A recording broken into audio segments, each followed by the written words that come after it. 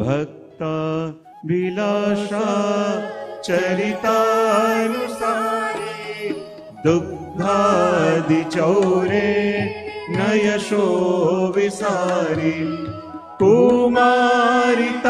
कुमारितानन्दित घोषनारी मम प्रभु श्री गिरिराजधारी मम प्रभु श्री गिरिराजधारी मम प्रभु श्री गिरिराजधारी व्रजांगना वृंद सदा विहारी अंगे गृहागा रतमोपहारी क्रीडा रसावे शकमोऽपि सारी मम प्रभु श्री गिरिराजधारी मम प्रभु श्री गिरिराजधारी मम प्रभु श्री गिरिराजधारी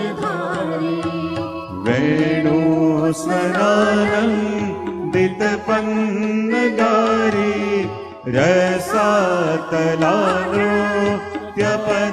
रसातलानृत्यपदप्रचारी क्रीडन् वयस्या कृतिदैत्यमारी मम प्रभु श्री गिरिराजधारी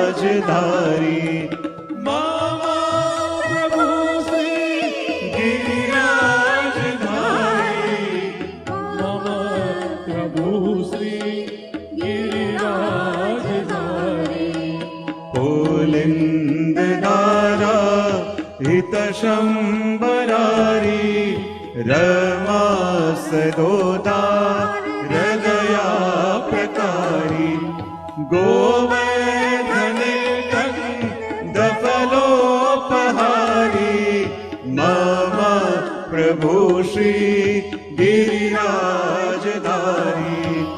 मम प्रभु श्री गिरिराजधारी मम प्रभु श्री गिरिराजधारी कलिंद जाकुलदुकूलहारी कुमारिका मकलाभिकारी वृंदावने गो धन वृंदचारी मम प्रभु श्री गिरिराजधारी मम प्रभु श्री गिरिराजधारी मम प्रभु श्री गिरिराजधारी व्रजेन्द्र सर्वाधिक शर्मकारी महेन्द्र गर्वाधिक गर्वहारी वृंदावने कंदफलोपहारी मम प्रभु श्री गिरिराजधारी मम प्रभु श्री गिरिराजधारी मम प्रभु श्री गिरिराजधारी मनः कलाना ततमो विदारी वंशीरवाका रितत कुमारी रासोत्सवोद्वे नरसाप्तिसारी मम प्रभु श्री गिरिराजधारी मम प्रभु श्री गिरिराजधारी मम प्रभु श्री गिरिराजधारी मत्तद्विपोदा मगतानुकारी लुण्ठत् प्रसूना प्रपदीनहारी रामो रसस्पर्शकर प्रसारी मम प्रभु श्री गिरिराजधारी मम શ્રી ગિરિરાજધારી મહાપ્રભુ શ્રી ગિરિરાજધારી પ્રભુ શ્રી ગિરિરાજધારી મમ પ્રભુ શ્રી બોલીએ શ્રી ગિરિરાજ ધરણ કી જય, શ્રી વલ્લભાધીશ કી જય, શ્રી ગોવર્ધનનાથ કી જય, શ્યામ સુંદર શ્રી અમને મહારાની જી કી જય, શ્રી ગુસાઈજી પરમ દયાલ કી જય, શ્રી ગોપાલલાલ પ્યારે કી જય, શ્રી ભાગવત ભગવાન કી જય. એક મિનિટ માટે પ્રભુના નામનું સ્મરણ કરી સીધા આપણા વિષયમાં પ્રવેશ કરીશું. વિરાજમાન પરમ શ્રદ્ધેય પરમ પૂજ્ય શ્રી પિતૃચરણના ચરણારવિંદમાં દંડવત પ્રણામ કરી ચિરાયુષ્માન પ્રથમેશ કુમારજી, પૂરો પરિવાર અને એ જ રીતે આ દિવ્ય ઉત્સવની અંદર પ્રભુએ જેમને નિમિત્ત બનાયા અને પોતાના કૃપા કળશને ઢોળી આ દિવ્ય ઉત્સવમાં મુખ્ય મનોરથી તરીકે જોડાયા. પણ હું કાયમ કહું છું ને કે મુખ્ય મનોરથીની જગ્યાએ હું મુખ્ય કૃપાર્થી કહું છું કે જેના ઉપર પ્રભુએ પોતાની કૃપાના કળશ ઢોળ્યા અને આ ઉત્સવની અંદર નિમિત્ત બન્યા એવા મુખ્ય મનોરથી એવા નેહાબેન જયેશભાઈ લાલીવાલા એમનો પરિવાર, નલિનીબેન હરીશભાઈ પરી એમનો પરિવાર, અમિતભાઈ વોરા, દાગીનીબેન હિરેનભાઈ ચોકસી એમનો પરિવાર, મનીષાબેન રૂપેશભાઈ શાહ એમનો સમસ્ત પરિવાર, કિરણબેન પ્રફુલભાઈ વૈદ એમનો પરિવાર, મયુરીબેન પ્રફુલભાઈ સંઘવી એમનો પરિવાર, રેખાબેન ભરતભાઈ શાહ એમનો પરિવાર, ભાવનાબેન શાહ સમસ્ત પરિવાર, કશ્મીરાબેન નરેન્દ્રભાઈ પરીખ એમનો પરિવાર, બધા જ શ્રી અમનાજીના લોટીજીમાં નિમિત્ત બનેલા મનોરથી પરિવારો એવં આપ સૌ 84 કોષ વ્રજ પરિક્રમાનું દર્શન કરવા માટે આવેલા મારા સર્વે આત્મીજનો. જો પુષ્ટિ પરિવાર યુએસએના માધ્યમથી એક સુંદર આયોજન આ વર્ષે થયું છે અને મેં ઘણી વાર કીધું છે અને કહેતો હોઉં છું કે પ્રત્યેક વૈષ્ણવની જીવનમાં એક બે એવી કામના હોય છે કે જે ઘણા ઓછાની પૂરી થતી હોય. પહેલી કામના શું? દરેક વૈષ્ણવના મનમાં ક્યારે ને ક્યારે જાગે કે મારા દ્વારા જીવનમાં એકવાર ભાગવતનું આયોજન થાય. અને બીજું સંકલ્પ દરેક વૈષ્ણવના મનમાં એ પણ હોય કે મારા હાથે આ જીવનમાં ક્યારેક ગૌદાન થાય. અને ત્રીજું સંકલ્પ પ્રત્યેક વૈષ્ણવના મનમાં કયું હોય છે કે મારા દ્વારા એકવાર જીવનમાં 84 કોષની લીલી પરિક્રમા થાય. પણ બહુ ઓછા હોય છે. કદાચ ભાગવત તો રખાવી શકે, ગૌદાન તો કરી શકે, પણ 84 કોષની પરિક્રમા કરવાનો વિચાર કરીએ તો પહેલા ઇન્ક્વાયરી આપણે કરીએ કે આવા જવામાં બધું થઈને કેટલા દિવસ? 40 દિવસ તો ત્યાં, બીજા એક્સ્ટ્રા ગણીએ, પછી રજા મળે કે ન મળે.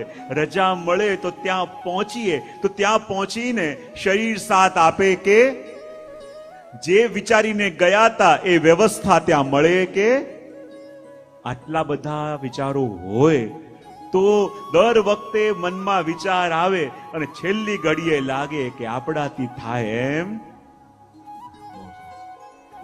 આપણાથી થાય એમ નથી.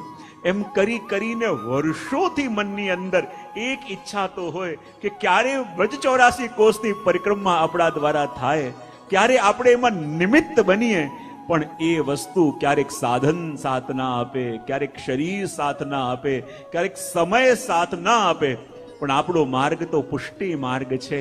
અને અહીંયા કદાચ પ્રભુને મળવાનું મન થાય અને પ્રભુ પાસે જઈ ન શકાય અને એવો તાપ કોઈ જીવના મનમાં જાગે કે પ્રભુ આપની ભૂમિમાં ક્યારે આવું, પણ આવી ન શકે તો આપણા પ્રભુ એવી કૃપા કરે કે આખા વજને લઈને આ 7 દિવસ માટે આપ ન્યૂ જર્સીમાં પધારી ગયા છે. આપણે તો જઈ શકતા નથી, પણ પ્રભુ કૃપા કરીને વ્રજ તો લાવી શકે છે. અને માનો 7 દિવસ આપણે અહીંયા બેસીને 84 કોષની પૂરી લીલી પરિક્રમા કરવાની છે. જો આ મહિનામાં થાય કદાચ સૂકી કહેવાય, પણ વરસાદ પડ્યો એટલે તમારી લીલી પરિક્રમા, એમ યમુનાજી આવીને સાબિત કરી દીધું.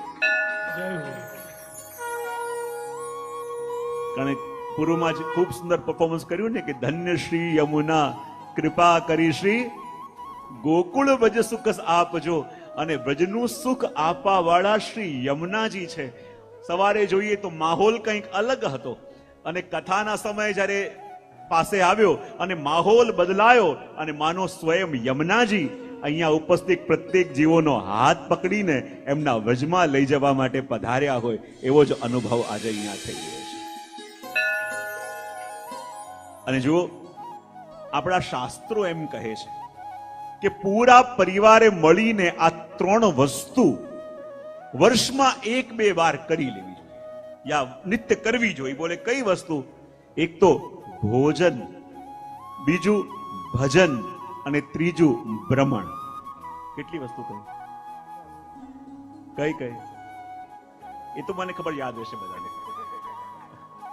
ભોજન, બીજું ભજન, ત્રીજું ભ્રમણ. આ 3 વસ્તુ એવી છે કે જે પરિવારે દૂર દૂર રહેતા હોય તો મહિનામાં 1 વાર નહીં તો 15 દિવસે 1 વાર, 15 દિવસે 1 વાર નહીં તો અઠવાડિયામાં 1 વાર, અને સન્મુખ હોય તો નિત્ય 1 વાર તો ભોજન સાથે બેસીને કરવું જોઈએ. શું કહ્યું? ભોજન, બીજું ભજન. ભજન એટલે કોઈ બી મહિનામાં કે 15 દિવસમાં એવો કોઈ ઉત્સવ કરી બધા ભેગા મળી શ્રી યમુનાજીની આરતી બોલે, બધા ભેગા મળીને પાઠ કરે, એવા સત્સંગનું આયોજન પણ ઘરમાં કરવું. અને ત્રીજી વસ્તુ કઈ? ભ્રમણ. શું કહ્યું?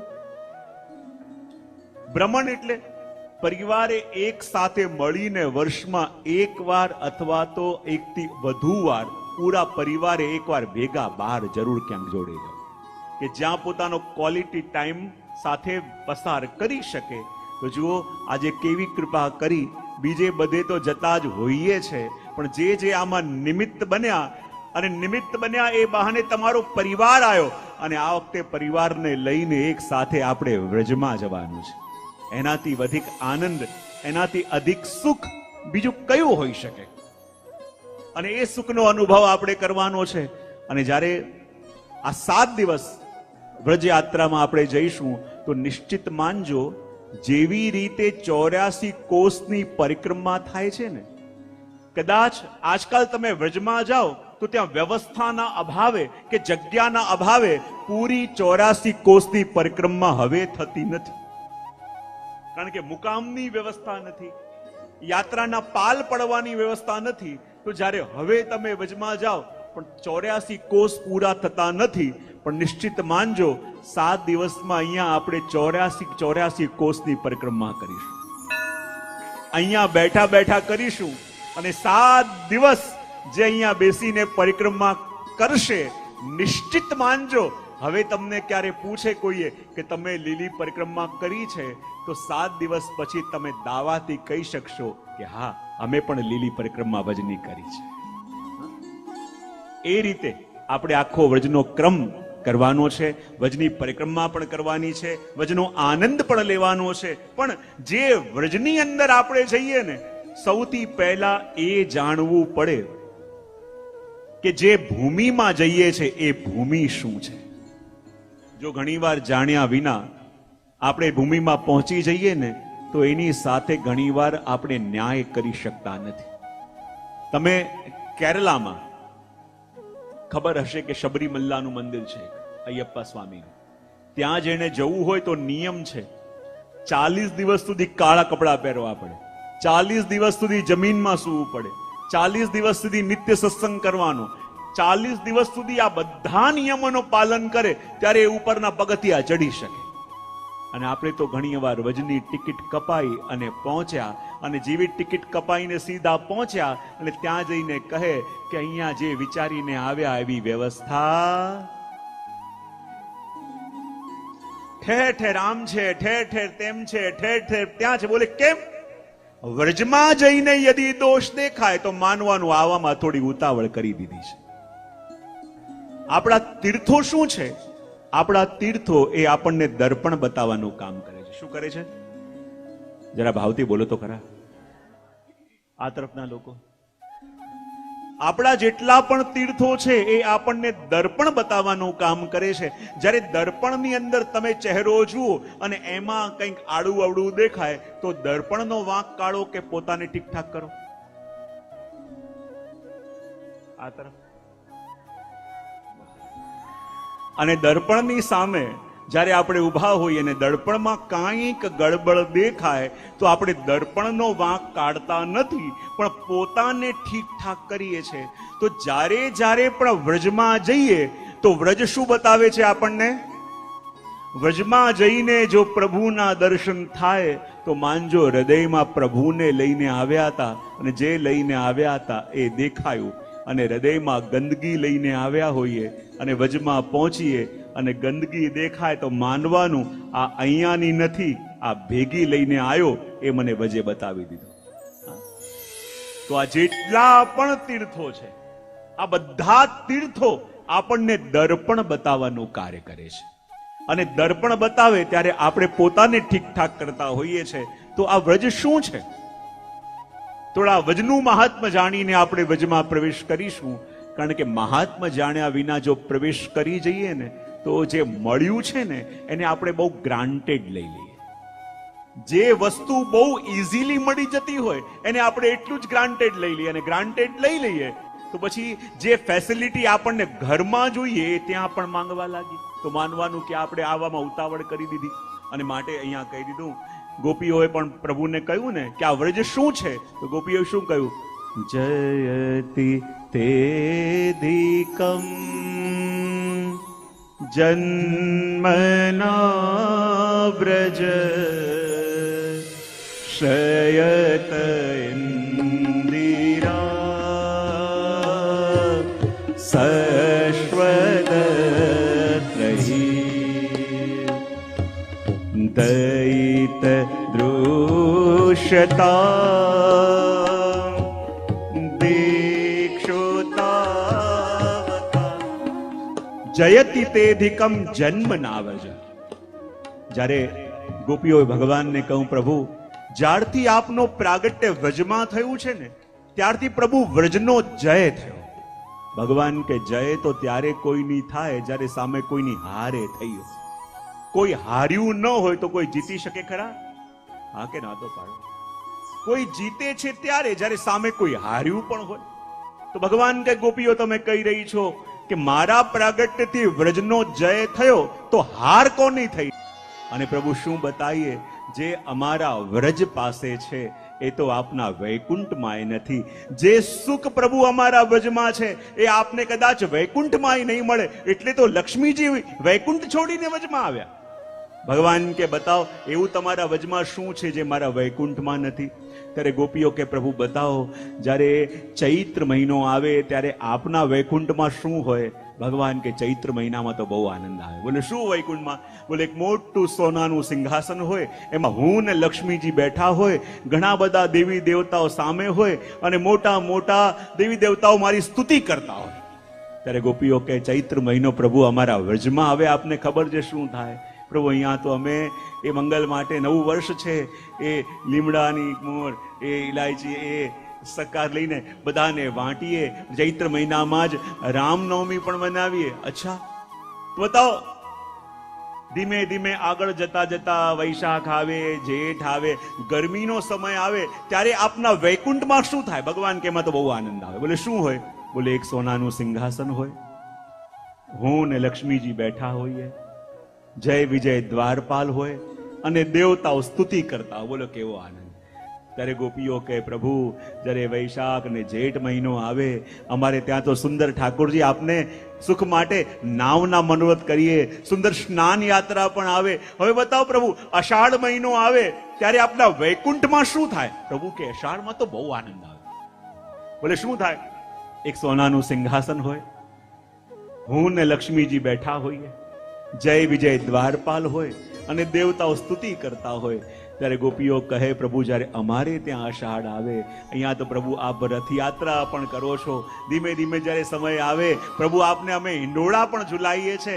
હવે ગોપીઓ કે બતાવો પ્રભુ, આપના વૈકુંઠમાં જ્યારે ભાદરવો મહિનો આવે ત્યારે શું આવે?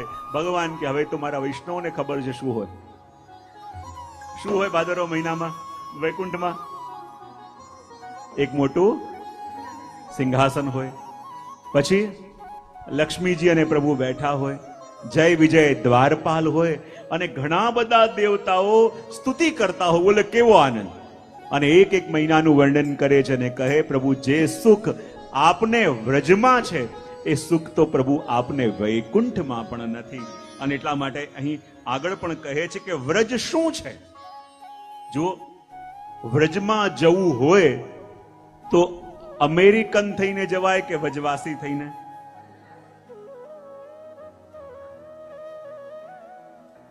આ 7 દિવસની કથા શું છે?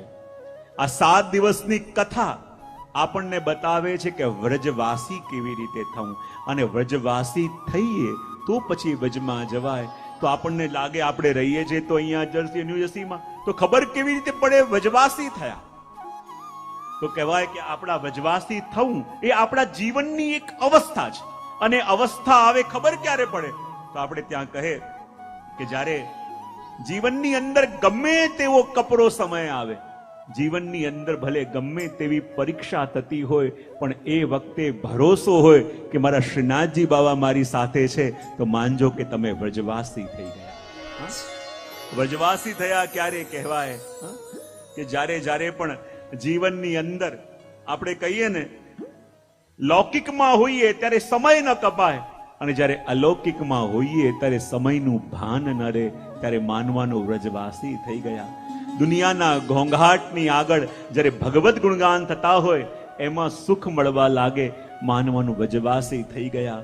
ભલે મોટા મોટા ડાઇનિંગ હોલોમાં જઈને ભોજન કરીએ, પણ જ્યારે મહાપ્રસાદની પાતલમાં એ સુખ મળવા લાગે ત્યારે માનવાનું કે વ્રજવાસી થયા. અને આમ વ્રજવાસી થઈએ તો પછી વ્રજમાં જવાય, અને વ્રજવાસી થઈને વ્રજમાં જઈએ. અને એટલા માટે આપણને કહે છે કે આ વ્રજ છે શું?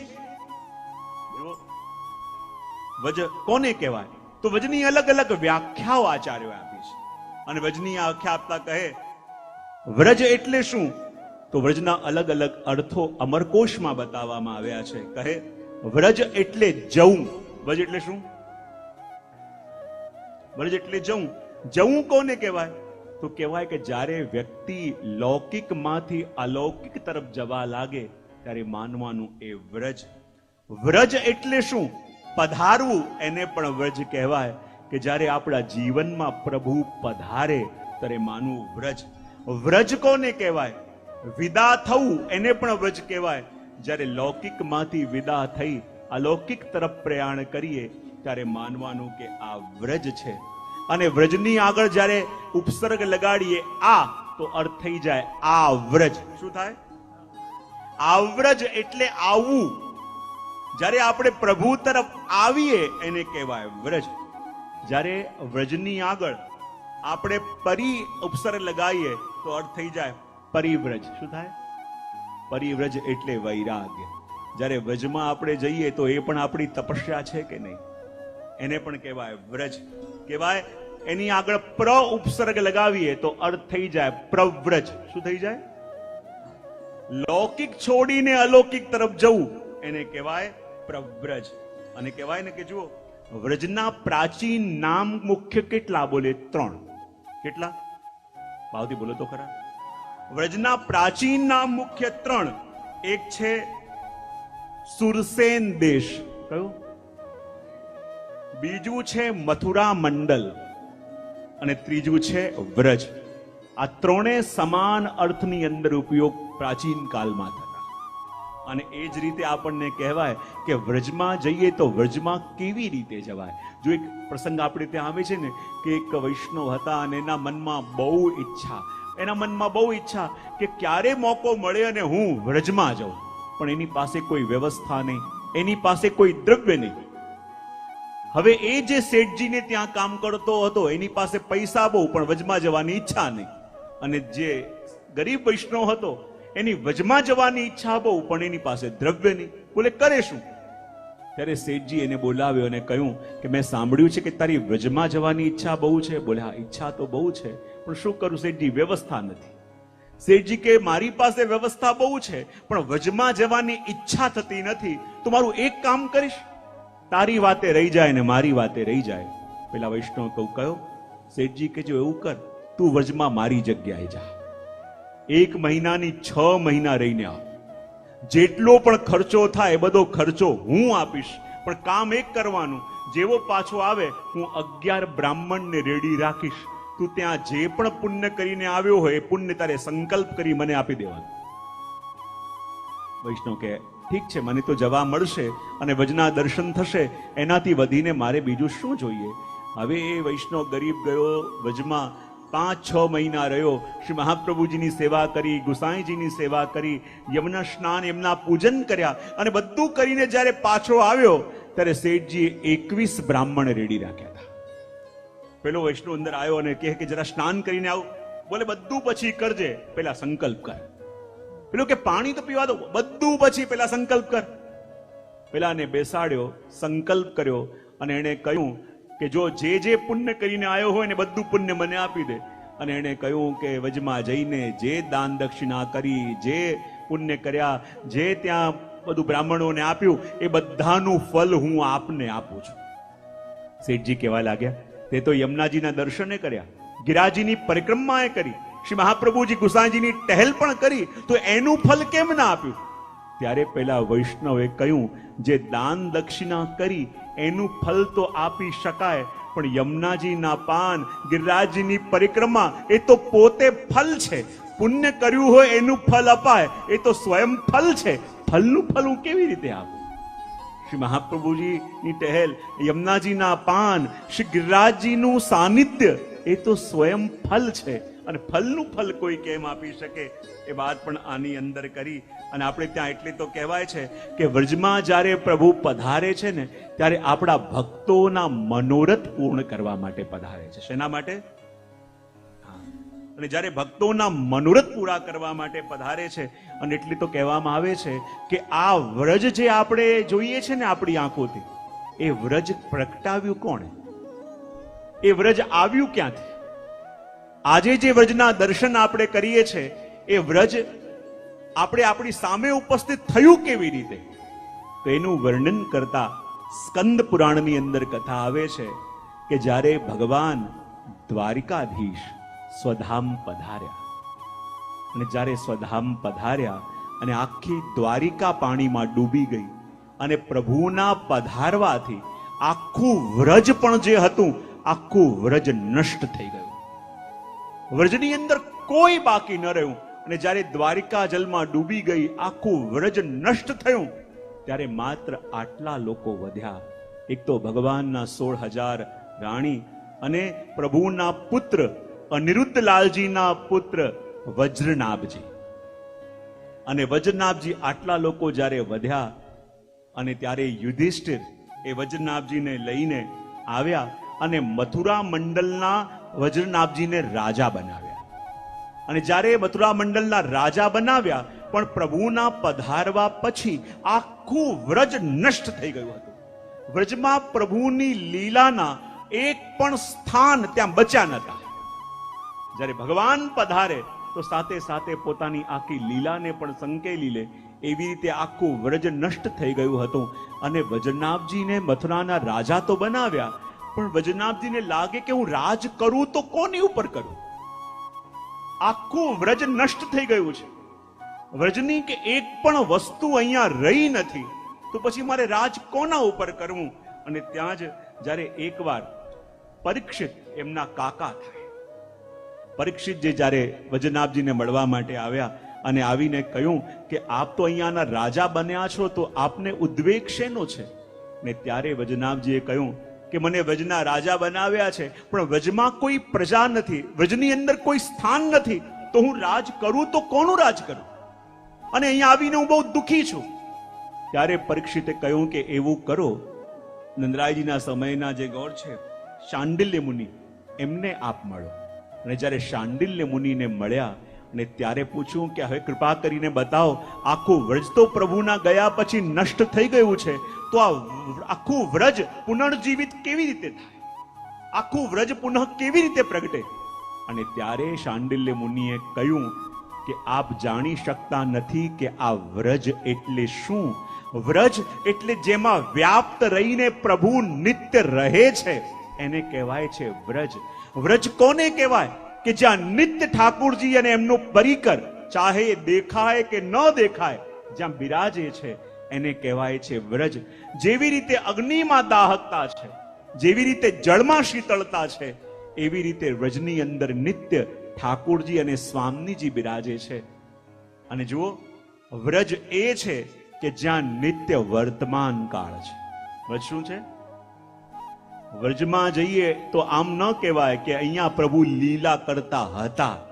વ્રજમાં જઈએ તો એમ કહેવાય આ એ સ્થાન છે જ્યાં આજે પણ ઠાકોરજી આ લીલા કરે છે. વ્રજમાં નિત્ય વર્તમાન કાળ છે અને ત્યાં નિત્ય પ્રભુની લીલા થાય છે. અને એટલા માટે કહ્યું કે એવું કરો, તમે અહીંયા જે જે સ્થાનમાં પ્રભુએ જે જે લીલાઓ કરીને એ બધા સ્થાનોને પ્રગટ કરો.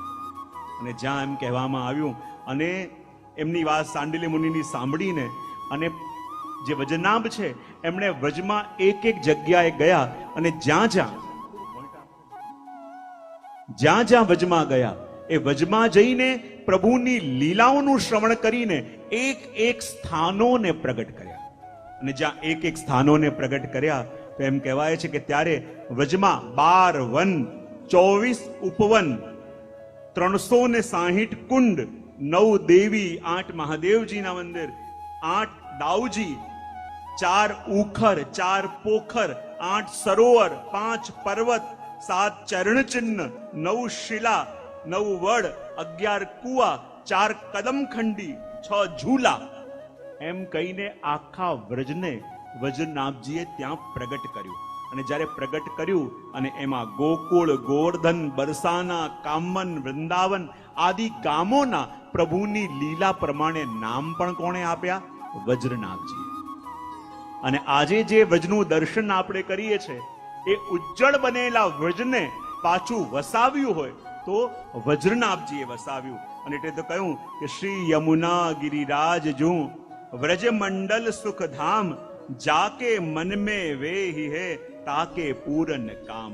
કે ભાઈ આ વ્રજની અંદર શ્રી યમુનાજી, શ્રી ગિરિરાજજી બિરાજમાન છે અને એના જે જે દર્શન કરે એ દરેકના મનોરથ પૂરા કરવા વાળા આ 3 તત્વો છે. જુઓ, જગતમાં કોઈને ચિંતામણી મળે તો બધા કામ થઈ જાય, કલ્પવૃક્ષ મળે તો ઈચ્છિત મળે, કામધેનુ ગાય મળે તો પણ ઈચ્છિત મળે, પણ આપણા વૈષ્ણવને તો આ 3 મળ્યું છે. આપણા ગોવર્ધન ધરણ એટલે ચિંતામણી, આપણું કામધેનુ ગાય એટલે શ્રી યમુનાજી, અને કલ્પવૃક્ષ એટલે શ્રી ગોવર્ધન ધરણ અને શ્રી ગિરિરાજ બાબા. આ પ્રગટ ચિંતામણી આપણને મળ્યા છે અને એ જ આપણે વ્રજમાં જઈને પામવાના છે. અને એટલા માટે તો વ્રજમાં પણ ભગવાન છે અને વૈકુંઠમાં પણ છે. પણ વ્રજના ભગવાન ભક્તોની સેવા કરવા માટે વ્યાકુલ થઈ જાય છે. અને એટલે તો કહ્યું, ભગવાન કદાચ વૈકુંઠ છોડીને ક્યાંય જાય પણ ભગવાન વ્રજ છોડીને ક્યાંય જતા. એટલે કહે ને, વ્રજ તજી અનત ન જાઉં હો મેરે તો યહ ટેક. ભગવાન કહે કે મારી આ ટેક છે, મારો આ નિયમ છે કે હું બધે જ ક્યાંક જઈ શકું પણ મારું વ્રજ છોડીને હું ન ક્યારે બહાર ગયો છું, ન વ્રજ છોડીને ક્યાંય હું જઈ શકું. મારું એક સ્વરૂપ તો વ્રજમાં નિત્ય બિરાજે છે. એટલા માટે તો જ્યારે ભગવાને જેટલા પણ તીર્થો છે ને એ બધા તીર્થોને બોલાવી અને દરેકના રાજા પ્રયાગરાજને બનાવ્યા. કોને? અને જ્યારે પ્રયાગરાજને તીર્થોના રાજા બનાવ્યા અને કહું આજથી તમે બધા તીર્થોના રાજા છો, અને પ્રયાગરાજને લાગ્યું હવે તો હું બધા તીર્થોનો રાજો છું તો મારે બધા તીર્થોની મીટિંગ બોલાવી જોઈએ. અને એમ વિચાર કરી જ્યારે એમણે બધા તીર્થોની મીટિંગ બોલાવી, બધા તીર્થો આવ્યા પણ વ્રજ ના આવ્યું. અને જ્યારે વ્રજ ના આવ્યું પ્રયાગરાજને ગુસ્સો આવ્યો, બધા તીર્થોનો રાજા હું, મેં બધાને બોલાવ્યા, બધા આવ્યા પણ આ વ્રજ કેમ ના આવ્યું? એમ વિચાર કરી એમણે વ્રજની ઉપર આક્રમણ કર્યું. અને જ્યાં વ્રજની ઉપર આક્રમણ કર્યું એ જ વખતે શું જોયું? યમુનાજીમાંથી એક 16 વર્ષની કન્યા પ્રગટી અને એણે પોતાના હાથમાં છડી વડે આખી પ્રયાગરાજની સેનાને હરાવીને મોકલી દીધી. પ્રયાગરાજ પાછા આવ્યા પ્રભુ પાસે અને આવીને કહે, પ્રભુ આપે મને બધા તીર્થોનો રાજા બનાવ્યો છે, મેં બધાને બોલાવ્યા, તો વ્રજ કેમ ના આવ્યો? ત્યારે ભગવાન કે, પ્રયાગરાજ એક વસ્તુ ભૂલો નહીં. બોલે શું? મેં તમને બધા તીર્થોના રાજા બનાયા છે, મારા ઘરના રાજા નથી બનાયા. વ્રજ તો મારું ઘર છે ને ત્યાં તો મારા શ્રી યમુનાજી, ત્યાં તો મારા શ્રી રાધાજીનું રાજ ચાલે છે. એની આગળ કોઈની મોલ આવી શકે નહીં. એ વાત પણ ત્યાં કહી અને કહે છે કે આ વ્રજ શું છે? આ વ્રજ એ છે કે ઠાકોરજી પણ જ્યારે વ્રજ છોડીને, એક સ્વરૂપે તો આપનું ગોકુલમાં જ બિરાજતું હતું ને, કે જ્યારે અક્રૂરજી એમને લઈને ગયા અને જ્યાં યમુનાજીમાં ડૂબકી અક્રૂરજીએ મારી શું જોયું? પ્રભુનું એક સ્વરૂપ યમુનાજીમાં બિરાજતું હતું અને માનો આત્મા તો ત્યાં મૂકી અને શરીર આવ્યું મથુરા. અને જ્યારે મથુરા આવ્યો તો પણ આપ વ્રજને ભૂલી શકતા નથી. જ્યારે પ્રભુનો જન્મદિવસ હતો અને એ જ પ્રભુ જ્યારે પોતાના ઝરૂખામાં ઉભા ઉભા વ્રજને જોઈ જોઈને પ્રભુ રડતા હતા, કોઈ પૂછી ના શક્યું આ તો પ્રભુનો જન્મદિવસ છે. આખી મથુરા નગરીને દુલ્હનની જેમ સજાવવામાં આવી છે, તો પ્રભુની આંખોમાં અશ્રુ કેમ? ઉદ્ધવજીને ખબર પડી. ઉદ્ધવજી આવ્યા અને આવીને કહે કે પ્રભુ આજે મથુરા નગરી પ્રભુ દુલ્હનની જેમ સજાવવામાં આવી છે, કારણ કે આપનો જન્મોત્સવ છે. બધા નરનારીઓ આનંદમાં ઝૂમી રહ્યા છે, તો પ્રભુ આપના મનમાં આજે પીડા કઈ વાતની છે? ને ત્યારે ભગવાને કહ્યું, ઉદ્ધવ મોહી વ્રજ બિસરત નાહી. એ ઉદ્ધવ, હું મથુરા આવી તો ગયો છું, પણ હું મારા વ્રજને ભૂલી શકતો નથી. જ્યારથી વ્રજ છોડીને હું અહીંયા આવ્યો છું, મારું શરીર અહીંયા આવ્યું છે, મારી આત્મા તો મારા વ્રજની અંદર છે. એ ઉદ્ધવ શું કહું? જ્યારે હું નેત્ર બંધ કરીને સૂતો હોઉં અને મારી ગાયો મને રડતી દેખાય અને મને કહેતી હોય કે હે કનૈયા, જ્યારથી આપ અમને છોડીને ચાલ્યા ગયા, અમે નથી કંઈ ખાધું, નથી કંઈ પીધું. એ ઉદ્ધવ શું બતાવું? જ્યારે હું નેત્ર બંધ કરું, મને લાગે મારી મૈયા મારા વિના રડી રહી છે, મારા બાબા મારા માટે રડી રહ્યા છે. ઉદ્ધવજી કહે કે પ્રભુ, સંયોગ અને વિયોગ તો આપ કહો છો કે મિથ્યા છે, અને અહીંયા મથુરામાં એવી કઈ કમી છે કે જે અહીંયા રહીને પણ આપને જ યાદ આવે છે? અહીંયા એક અવાજ કરો, 56 ભોગની સામગ્રી છે. અહીંયા એક પુકાર કરો, લોકો આપને મથુરાધીશ મથુરાધીશ કહેતા થાકતા નથી. તો એવી કઈ વસ્તુ છે જે વ્રજમાં છે અને અહીંયા નથી? ત્યારે ભગવાન કે ઉદ્ધવ, તું સમજતો નથી. અહીંયા મથુરાધીશ કહેવા વાળા તો બહુ છે, પણ મારા કાન તરસી ગયા છે મારી મૈયાના મુખથી કનુઆ સાંભળવા માટે. અહીંયા 56 ભોગની સામગ્રી તો છે, પણ હું તરસી ગયો છું મારા મૈયાના હાથનું માખણ અને રોટી ખાવા માટે. ત્યારે ઉદ્ધવજી કે પ્રભુ, સ્પષ્ટ કરીને આપ બતાવો કે આજે આપને કોની યાદ આવી રહી છે? ને ત્યારે ભગવાન વર્ણન કરતા કહે છે, નંદ બાવાને માતા જશોદાજી સાંભળે, મમતાની મૂર્તિ મારી રહી ગઈ ગોકુળમાં. નંદ બાબાને માતા યશોદાજી સાંભળે, મમતાની મૂર્તિ મારી રહી ગઈ ગોકુળમાં.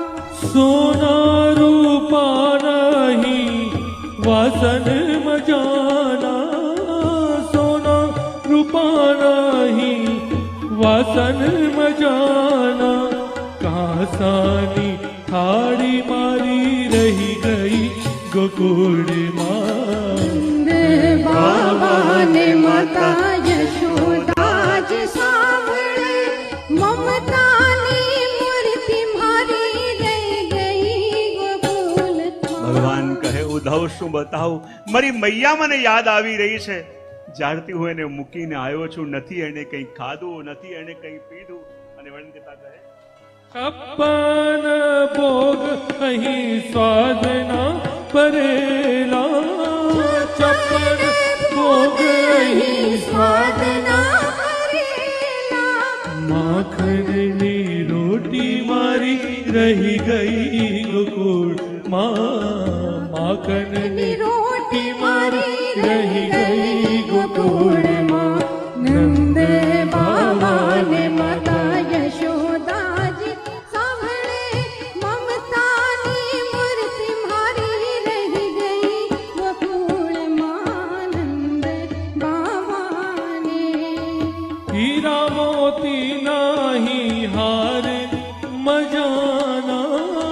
હીરા મોતી નહીં હાર મજાના. હીરા મોતી નાહી હાર મજાના. હીરા મોતી નહીં હાર મજાના. ગુંજાની માળા મારી રહી ગઈ ગોકુળમાં. ગુંજાની માળા મારી રહી ગઈ ગોકુળમાં.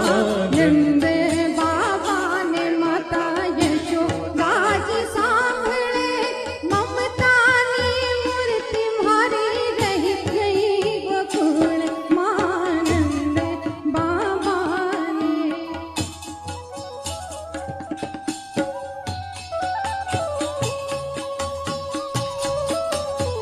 વિચાર કરો, જે વ્રજને યાદ કરી કરીને પ્રભુની આંખમાં પણ આંસુ આવી જતા હોય, એ વ્રજની મહિમા શું હશે? જેનાથી દૂર જઈને અમારા પ્રભુ પણ રુદન કરવા લાગે, જેનાથી દૂર જઈને અમારા પ્રભુના આંખના આંસુ સુકાતા નથી. કેમ ઉદ્ધવ, શું બતાવું? જેવો પ્રેમ મને વ્રજવાસીઓએ આપ્યો છે, જેવો સુખ મને મારા વ્રજમાં મળ્યું છે, એવું સુખ ક્યારે મળે? ઉદ્ધવજી કહે, પ્રભુ જો વ્રજ એટલું જ પ્રિય હતું, એ વ્રજવાસી એટલા જ પ્રિય હતા, તે વ્રજને છોડીને આપ શાના માટે અહીંયા પધાર્યા?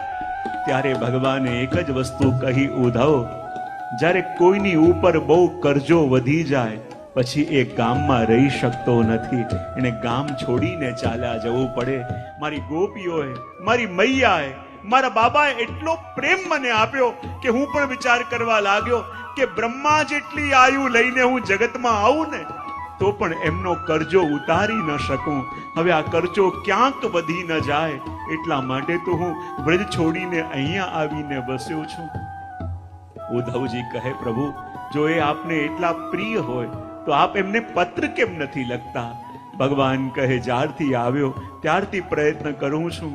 રોજ એક કાગળ લઉં, કાગળમાં રાધા લખું, અને જ્યાં રાધા લખું અને મારી આંખોમાંથી ચોધાર આંસુ વહેવા લાગે, અને જે પણ મેં લખ્યું હોય એ મારા આંખના આંસુઓમાં વહી જાય. કારણ કે વ્રજ બીજું કાંઈ નહીં, વ્રજ તો મારું સુખ છે, વ્રજ તો મારા પ્રાણ છે. અને હું વ્રજ છોડીને નથી આવ્યો, મારા પ્રાણોથી દૂર આવ્યો છું. અને માટે પ્રાણોથી દૂર જઈને જેવી પીડા થાય, ભગવાન કે એવી પીડા મને આગળ થઈ રહી છે. અને એટલે તો આગળ વર્ણન કરતા કહે, હીરા માણેકના મુકુટ ચડાવ્યા. હીરા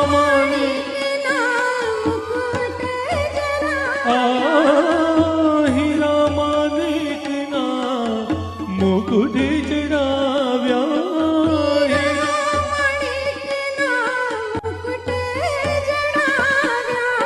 મોર પીછ પાગ મારી રહી ગઈ ગોકુળમાં.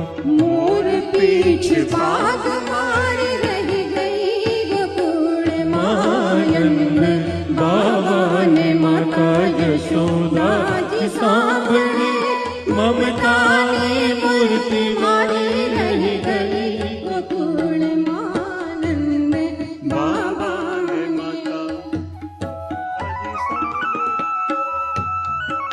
જય હો.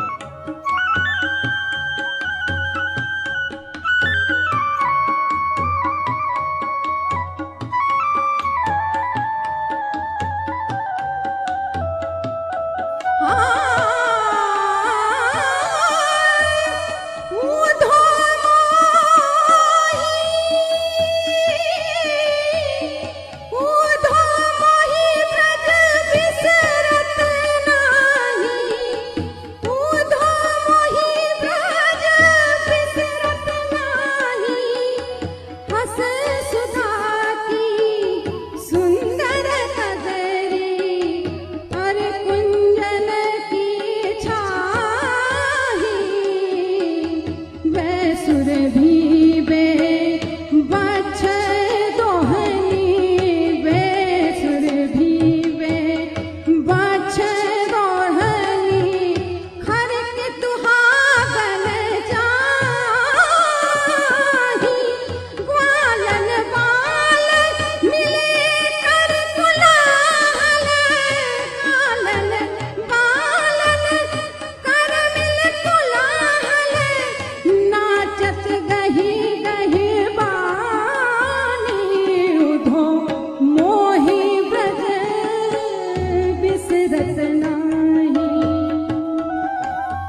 અને આ જ રીતે જ્યારે ભગવાન રદન કરતા કરતા પોતાના વ્રજને યાદ કરે છે, એ વ્રજની મહિમાનું વર્ણન કોણ કરી શકે? અને જે યાત્રામાં આપણે આજે સંકલ્પ લઈને યાત્રાની તૈયારી કરવાની છે, પણ આપણે ત્યાં કહેવામાં આવે કે યાત્રા એટલે શું? કોણ કહેશે? અને આપણે ત્યાં બે શબ્દો વપરાતા હોય છે, એક યાત્રા અને બીજું જાત્રા. તો અહીંયા બેસેલામાંથી યાત્રા કેટલાય કરી છે અને જાત્રા હાથ ઉપર કરો, ખબર પડે મને.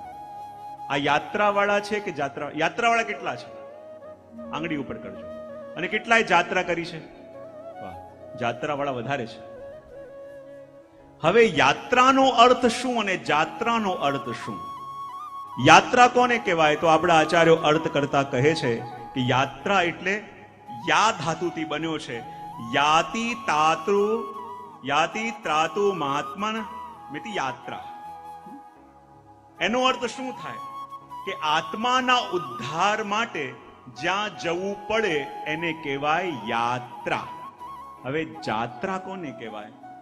તો યાનો અપભ્રંશ થઈને જા થયો, અને જ્યારે યમાં યાત્રાની જગ્યાએ જાત્રા લાગી જાય તો જાત્રાનો અર્થ શું થઈ જાય? જાયતે અન્યેષામ ત્રાસા તેતી જાત્રા. બીજાને ત્રાસ આપવા માટે જવું પડે એને કહેવાય જાત્રા.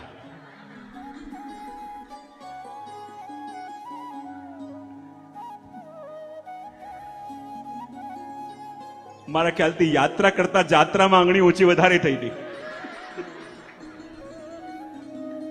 પોતાના આત્માના કલ્યાણ માટે, પોતાના આત્માના ઉદ્ધાર માટે જ્યાં જવાનું થાય એને કહેવાય યાત્રા, અને બીજાને ત્રાસ આપવા માટે જઈએ એને કહેવાય અમે તો જાત્રાએ જઈએ છીએ. અમારે તો દર વર્ષે જાત્રામાં જવાનું. પણ ઘણા લોકો યાત્રામાં જાય અને જે 40 દિવસ પાલમાં રહીને આવ્યા હોય ને, એવો વ્યવહાર કરીને આવ્યા હોય કે જેની જોડે 40 દિવસ રહ્યા જોવાનો વ્યવહાર ન રહે, ત્યારે એને શું કહેવાય? જાત્રા. તો હવે આપણે જે 7 દિવસ કરવાનું છે એ યાત્રા કરવાની છે કે જાત્રા? તો બંનેનો ભેદ પણ આપણે સમજ્યો. ઘણીવાર જે શબ્દો આપણે બોલતા હોય એનો અર્થ ખબર ના પડે ને. ઘણા કહે કે એકાદશીનો ઉપવાસ, અને ઘણા કહેતા હોય અમારે અપવાસ છે. ઉપવાસ કોને કહેવાય? પ્રભુની નજદીક એકાદશ ઇન્દ્રિયો સાથે રહેવું એને કહેવાય ઉપવાસ, અને અપવાસ એને કહેવાય નરકવાસ. અમારે તો દર એકાદશી અપવાસ કરવાનો. એનો મતલબ શું થયો? એટલા માટે જે શબ્દો આપણે ત્યાં બોલાવતા હોય ને એ શબ્દોના પણ ભાવ. અને એટલા માટે કહ્યું કે જે આત્માના ઉદ્ધાર માટે, આત્માના કલ્યાણ માટે જઈએ એને કહેવાય યાત્રા, અને બીજાને ત્રાસ આપવા માટે જઈએ એને કહેવાય જાત્રા. તો અને એટલા માટે વિદુરજીએ પણ શ્રીમદ ભાગવતની અંદર યાત્રાના કેટલાક નિયમો અને લક્ષ્ય બતાયા છે. કારણ કે જ્યાં જવું છે એ શા માટે જવું છે, યદિ એ ક્લિયર ન હોય તો આપણે જઈને પણ પામી શકીએ ખરા? હા કે ના તો પાડો. શેની ના પાડી?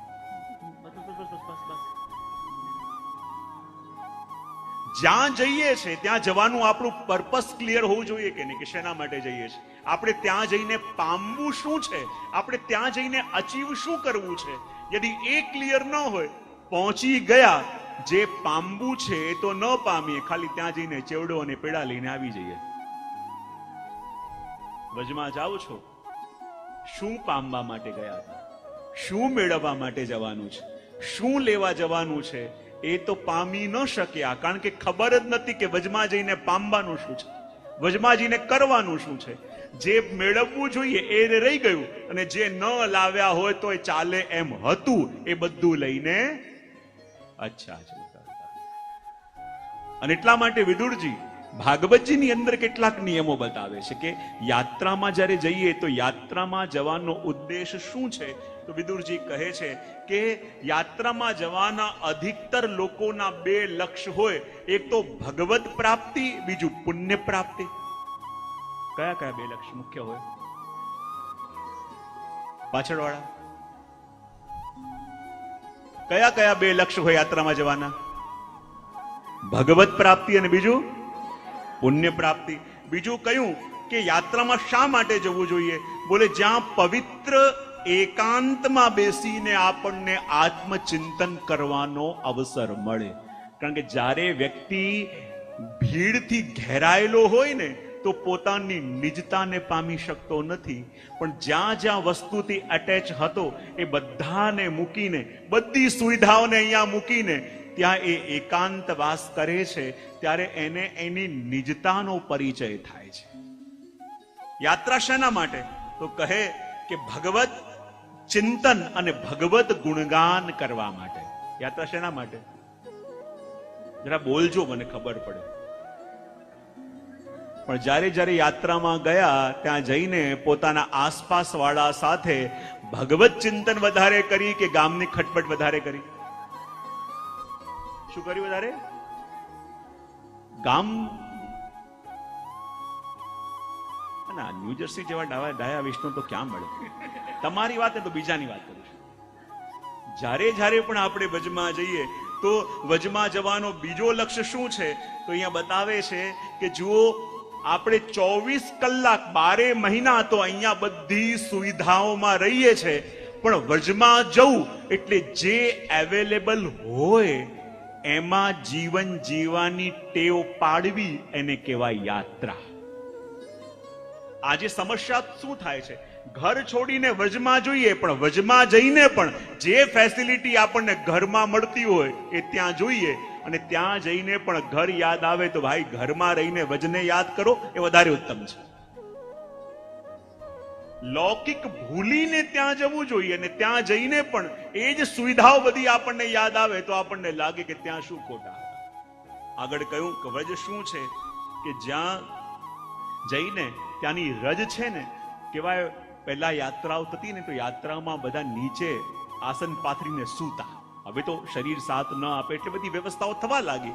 પણ મુખ્ય શું હતું કે પ્રભુના ચરણોની રજમાં જ્યારે વ્યક્તિ શયન કરે ત્યારે સાચા અર્થમાં કલ્યાણ થાય અને વ્રજનો સંબંધ એને મળે. તો એ રજનો સંબંધ પામવો એને કહેવાય યાત્રા. પછી કહ્યું કે યાત્રા એટલે શું?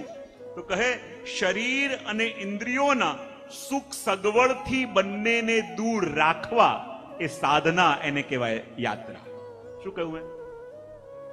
શરીર અને ઇન્દ્રિયોને એ જે સુખ અને સુવિધાની ડિમાન્ડ કરે એનાથી એને દૂર રાખવા એને કહેવાય યાત્રા. ફરી આ બોલી જવા લાઈન.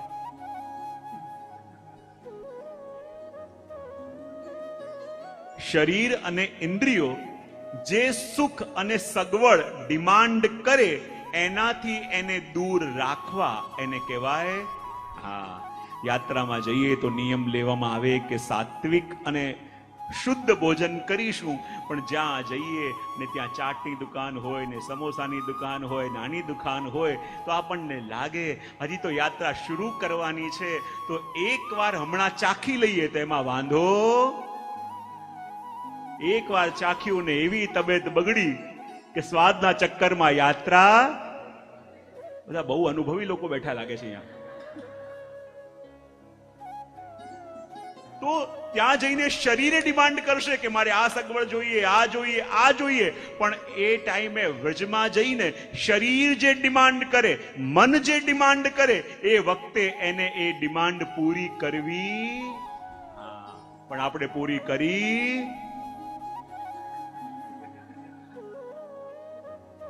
મારે આખું વાક્ય બોલવું પડતું નથી. એને કહેવાય યાત્રા. યાત્રા કોને કહેવાય? તો કહે સ્વજનો અને લૌકિક જનોનો સંગ છોડવો એ ટાઈમે એને કહેવાય યાત્રા. શું કહેવાય? લૌકિક જનો અને સ્વજનોનો સંગ છોડવો એને કહેવાય. કારણ કે માણસ જ્યાં સુધી એટેચમેન્ટથી બંધાયો છે ને ત્યાં સુધી એ સાચી જગ્યાએ બંધાઈ શકતો નથી. યાત્રામાં જઈને બધું લૌકિક વિસ્મરણ થવા લાગે, લૌકિક યાદ ન આવે, ત્યારે એને કહેવાય કે યાત્રા.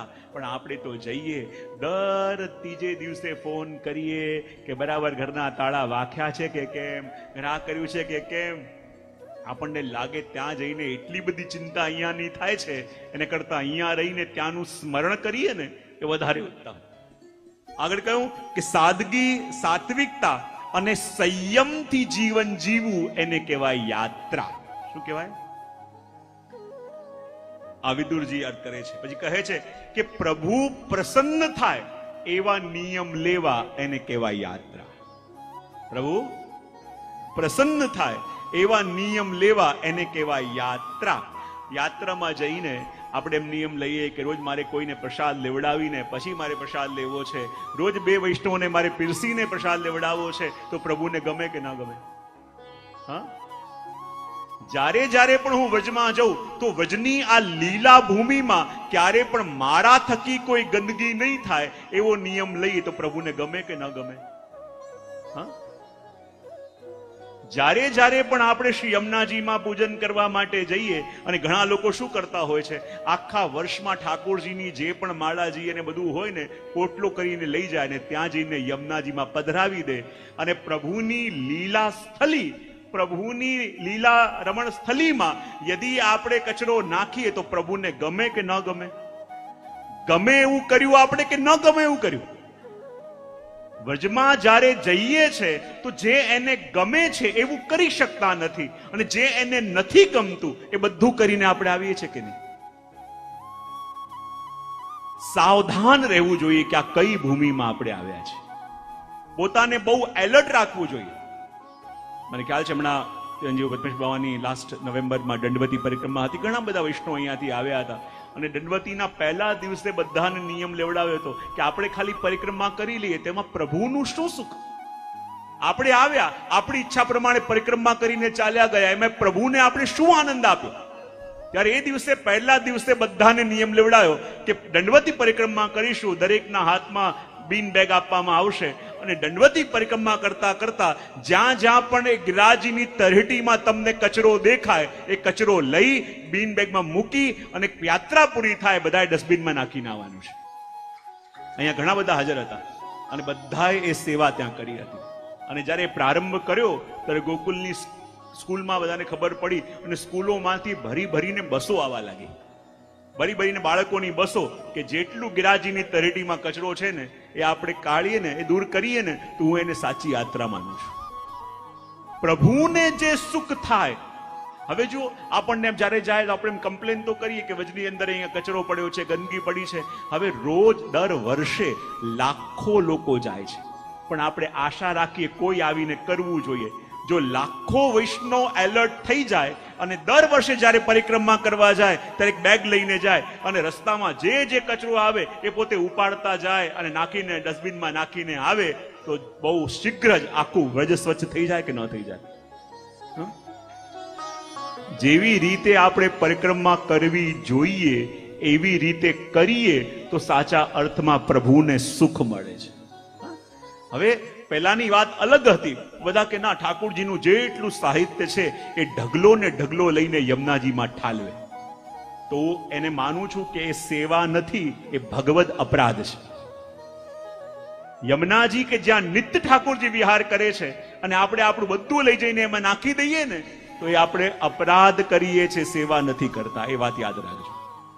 ત્યાં જઈને જે લીલામાં જે સંકલ્પથી પ્રભુને સુખ મળે એ આપણે કરવું જોઈએ, વાત કરી. અને આગળ કહ્યું પ્રભુ પ્રસન્ન થાય એવા નિયમ લેવા. અને કહે કે જો જ્યારે જ્યારે પણ તીર્થોમાં જઈએ ને તો 2 શબ્દો આપણે ત્યાં છે, એક છે તીર્થ અને એક છે ક્ષેત્ર. કેટલા શબ્દો મેં કહ્યા? તીર્થ કોને કહેવાય અને ક્ષેત્ર કોને કહેવાય? તો કહેવાય જે સ્થાનમાં જળનું મહત્વ હોય, પવિત્ર નદીઓનું મહત્વ હોય એને કહેવાય તીર્થ, અને જે સ્થાનમાં ભૂમિનું મહત્વ હોય એને કહેવાય ક્ષેત્ર. જેમ કુરુક્ષેત્ર, જ્યાં ભૂમિનું મહત્વ હોય એને કહેવાય ક્ષેત્ર, અને જ્યાં જલનું મહત્વ હોય, જેમ હરિદ્વાર જ્યાં ગંગાજી છે, કે જ્યાં મથુરા કે જ્યાં યમુનાજી છે, ગોકુળ એને કહેવાય તીર્થ કે જ્યાં જલનું મહત્વ હોય. એ ભેદ પણ આપણને સમજાવ્યા અને કહે છે યાત્રા કોને કહેવાય અને પરિક્રમા કોને કહેવાય. કેટલા શબ્દો કયા અમે? યાત્રા કોને કહેવાય અને પરિક્રમા કોને કહેવાય?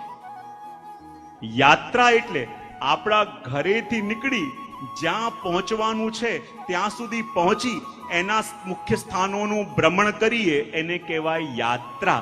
અને પરિક્રમા કોને કહેવાય?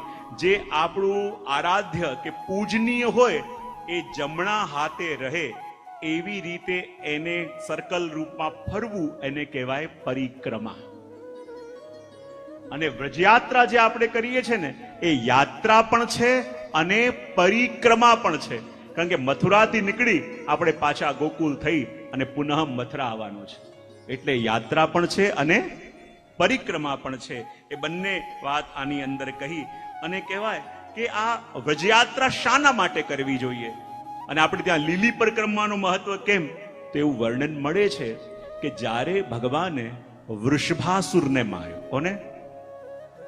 અને એ રાક્ષસ વૃષભાસુર જે હતો એ વૃષભ એટલે કે ગૌવંશનું રૂપ લઈને આવ્યો હતો.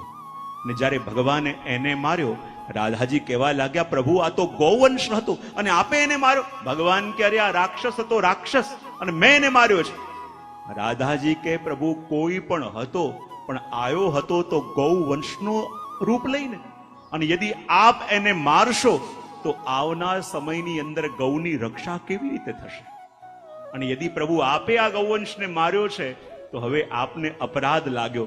અને આપનો અપરાધ દૂર ત્યારે થાય કે જ્યારે આખા ભારતની પરિક્રમા પ્રભુ આપ કરીને આવો. પ્રભુ કહે આખા ભારતની? રાધાજી કે હા, આખા ભારતની પરિક્રમા કરીને પાછા ન આવો ત્યાં સુધી હું આપની સાથે વાત નહીં કરું. અને હવે બધા સખાઓ કહેવા લાગ્યા જો પ્રભુ આપ એકલા પરિક્રમા કરવા ચાલ્યા જશો તો અમે આપના વિના રહી નહીં શકીએ, અમે પણ ભેગા આવીશું. બધા ગોપીજનો કહેવા લાગ્યા અમે પણ ભેગા આવીશું. ત્યારે પ્રભુ કે આ બધા ભેગા આવશો તો પરિક્રમા થશે કેવી રીતે? ત્યારે બધા કે જો પ્રભુ આપ અમને મૂકીને ગયા તો આપના વિના અમે એકલા રહી નહીં શકીએ. ત્યારે પ્રભુએ યમુનાજીને પૂછ્યું કે યમુનાજી આપ બતાવો મારે શું કરવું જોઈએ? યમુનાજી કે પ્રભુ પ્રાયશ્ચિત તો આપે કરવું પડશે, પણ આપ યદિ બધા તીર્થો પાસે જશો તો આપના જીવોને આપનો વિયોગ થશે. તો શું પ્રભુ એવું ન થાય કે આપ વ્રજ છોડીને બધા તીર્થો કરવા જાઓ એના કરતા બધા જ તીર્થોને આપ વ્રજમાં બોલાવી લો? પ્રભુ કે હા એ થઈ તો શકે. ત્યારે યમુનાજી કહે પ્રભુ એવું જ કરો, જેટલા પણ તીર્થો છે ને એ બધા તીર્થોને આપ વ્રજમાં બોલાવો. અને ભગવાને જેટલા પણ તીર્થો છે એ બધા તીર્થોને વ્રજમાં બોલાવ્યા. અને ભગવાન પોતાના પરિકર સાથે આખા વ્રજની પરિક્રમા કરી. અને જુઓ તમે વ્રજમાં જશો ને, આજે આપણે વ્રજમાં જઈએ શું કરીએ? એક દિવસ મથુરા, 2 દિવસ જતીપુરા, 1 દિવસ વૃંદાવન, ગોકુલ તો ખાલી અપડાઉન જ. ત્યાં જઈને અને પાછા મથુરામાં આવ્યા અને કહીએ યાત્રા કરી આવ્યા. જ્યારે યાત્રા કરવા માટે આપણે જઈએ છીએ તો વ્રજની અંદર એવા સ્થાન છે કે જે પ્રભુની સાચી લીલા ભૂમિ છે. ત્યાં તો આપણે જતા નથી, આપણે તો ખાલી શહેરોમાં ફરી આવીએ છીએ, ખાલી શહેર ફરીને પાછા આવી જઈએ છીએ. અને એટલા માટે અહીંયા કહ્યું કે જ્યારે પ્રભુની સાથે આખી પરિક્રમા એ વ્રજભક્તોએ કરી, અને જ્યારે પ્રભુ આખી પરિક્રમા કરીને પાછા આવ્યા અને આવીને બધા તીર્થોને કહ્યું કે તમે બધા પોતાના સ્થાનોથી અહીંયા આવ્યા છો અને હવે યાત્રા થઈ ગઈ તો હે તીર્થ દેવતાઓ આપને વિનંતી કરું છું કે હવે આપ પોતપોતાના સ્થાનમાં પાછા જાઓ. પણ તીર્થોએ કહ્યું પ્રભુ હવે આપની પાસે આપના વ્રજમાં આવી ગયા તો હવે આપને છોડીને પ્રભુ ક્યાંય જવાનું મન અમારું કેવી રીતે થાય? આપનું સાનિધ્ય, આપની સન્નિધિ છોડીને પ્રભુ જઈએ તો ક્યાં જઈએ? પ્રભુ કહે કે આપ છો એટલે સ્થાન દેવતાઓ અને તીર્થના જે પુરોહિતો છે એની આજીવિકા ચાલે છે, માટે આપને જવું પડશે. તીર્થો કહે કે પ્રભુ એવી કૃપા કરો કે અમે સદા વ્રજમાં રહીએ. ત્યારે કહ્યું કે આદિ દૈવિક સ્વરૂપે આપ અહીંયા ભાદરવ માસમાં અહીંયા બિરાજો અને બાકી ભૌતિક રૂપે આપ જ્યાંથી પધાર્યા ત્યાં પધારો. અને જ્યારે ભૌતિક રૂપે પધાર્યા તો કહેવાય કે આજે પણ જ્યારે ભાદવ માસ ઇત્યાદિ આવે ત્યારે આ જેટલા તીર્થો છે બધા વ્રજમાં પ્રગટ થાય. તમે જોજો વ્રજની અંદર 4 ધામ પણ છે. કોઈને ખબર છે? બદ્રીનાથ, કેદારનાથ જોયા છે તમે? યાત્રામાં બધા સ્થાનોનું વર્ણન આવશે. 4 ધામો પણ છે. એ બધી વસ્તુઓ આપણા વ્રજની અંદર છે. પણ આપણે એક એક આ યાત્રામાં જ્યારે આપણે આગળ વધીશું ને તો એવા એવા ગામોના નામ આવશે કે તમે ક્યારેક કદાચ સાંભળ્યા પણ નહીં હોય. એવા એવા ગામોની લીલાઓનું પણ વર્ણન આની અંદર આવશે. અને આ જ્યારે વર્ણન કર્યું અને બધા તીર્થો કહે પ્રભુ આપને મૂકીને ક્યાં જઈએ, ત્યારે પ્રભુએ કહ્યું કે આધિદેવિક સ્વરૂપે આપ અહીંયા રહો અને આપ આધિ ભૌતિક સ્વરૂપે પધારો. અને એટલા માટે તો કહ્યું કે જ્યારે બધા તીર્થો આવીને વ્રજમાં વસી ગયા તો કોઈએ એક વ્રજવાસીને પૂછ્યું કે એવું કર, આપણે ફલાણા તીર્થમાં જઈને યાત્રા કરીને આવીએ. ત્યારે એ વ્રજવાસીએ કહ્યું કે જે તીર્થમાં હું રહું છું વ્રજ, એને છોડીને બીજું તીર્થ કરવા ક્યાં જવું? એવું કયું તીર્થ છે કે જે મારા વ્રજમાં નથી? એવી કઈ જગ્યા છે કે જે મારા વ્રજમાં નથી? જ્યારે પૂછવામાં આવ્યું કે વ્રજમાં કયા કયા તીર્થ છે, એણે વર્ણન કરતા કહ્યું કે કીર્તિ કુમારી કે પદ પદ પે પ્રયાગરાજ. શું કહ્યું? कीर्ति कुमारी के पद पद पे प्रयागराज, केशव की केली कुंज कोटि कोटि काशी है. कीर्ति कुमारी એટલે રાધાજી, જ્યાં જ્યાં ચરણ પધરાવે ત્યાં ત્યાં પ્રયાગરાજ. कीर्ति कुमारी के पद पद पे प्रयागराज, केशव की केली कुंज कोटि कोटि काशी है. जमुना में जगन्नाथ, रेणुका में रामेश्वर और तरु तरु वास कर रहे अयोध्या निवासी है. जमुना में जगन्नाथ, रेणुका में रामेश्वर और तरु तरु એટલે કે વૃક્ષ વૃક્ષની ઉપર વાસ કરી રહ્યા છે. કોણ બોલે? અયોધ્યાવાસી. બોલે કોણ? એ વાનર. तरु तरु वास कर रहे अयोध्या निवासी हैं. गोपिन के द्वार द्वार पर्यो रहे हरिद्वार. गोपिन के द्वार द्वार पर्यो रहे हरिद्वार. बद्री विशाल यहां बने दास दासी हैं. स्वर्ग अपवर्ग को लेके करेंगे क्या, जान लो हमको हम ब्रज के निवासी हैं. बोले જ્યાં વ્રજની અંદર બધા તીર્થ આવી જાય એવા વ્રજને છોડીને અમે જઈએ તો ક્યાં જઈએ? અને આવા વ્રજને છોડીને અમે આશ્રય કરીએ તો કોનો આશ્રય કરીએ? એ વાત પણ આની અંદર કહી દીધી. કારણ કે જુઓ, જ્યારે વ્રજને જાણવું છે ને તો વ્રજની બોલી, વ્રજની ભાષા. આ વ્રજની ભાષા શું છે તમે જાણો છો ને? કે બધા વ્રજના રસિકો કહે છે કે ભગવાને ભલે કુરુક્ષેત્રમાં જઈને ભગવદ્ ગીતાનો ઉપદેશ આખા વિશ્વને આપ્યો, પણ એ ભગવાન પણ જ્યારે બોલતા શીખ્યા તો કઈ ભાષામાં શીખ્યા? એ ગીતાના ઉપદેશ આપવા વાળા ભગવાન પણ જ્યારે બોલતા શીખ્યા તો વ્રજ ભાષામાં શીખ્યા. એટલે વ્રજના રસિક ભક્તો કહે કે ये तो वो भाषा है कि जा भाषा ने वाणी के विधाता को बोलनो सिखायो है. આ તો એ ભાષા છે કે વાણીના વિધાતા પ્રભુ પણ બોલતા શીખ્યા છે. તે વ્રજ ભાષાની અંદર શીખ્યા છે. અને વ્રજ ભાષા એટલે આપણા પ્રભુનું અધરામૃત. જે પ્રભુના મુખથી નીકળ્યું અધરામૃત વ્રજ ભાષા છે. જ્યારે એનું અવગાહન આપણે કરીએ તો માનો કે આ વ્રજનું સુધી આપણને મળી રહી છે. અને જો યાત્રાનો પ્રારંભ આપણે કરવાનો છે, બરાબર? શું કરવાનું છે?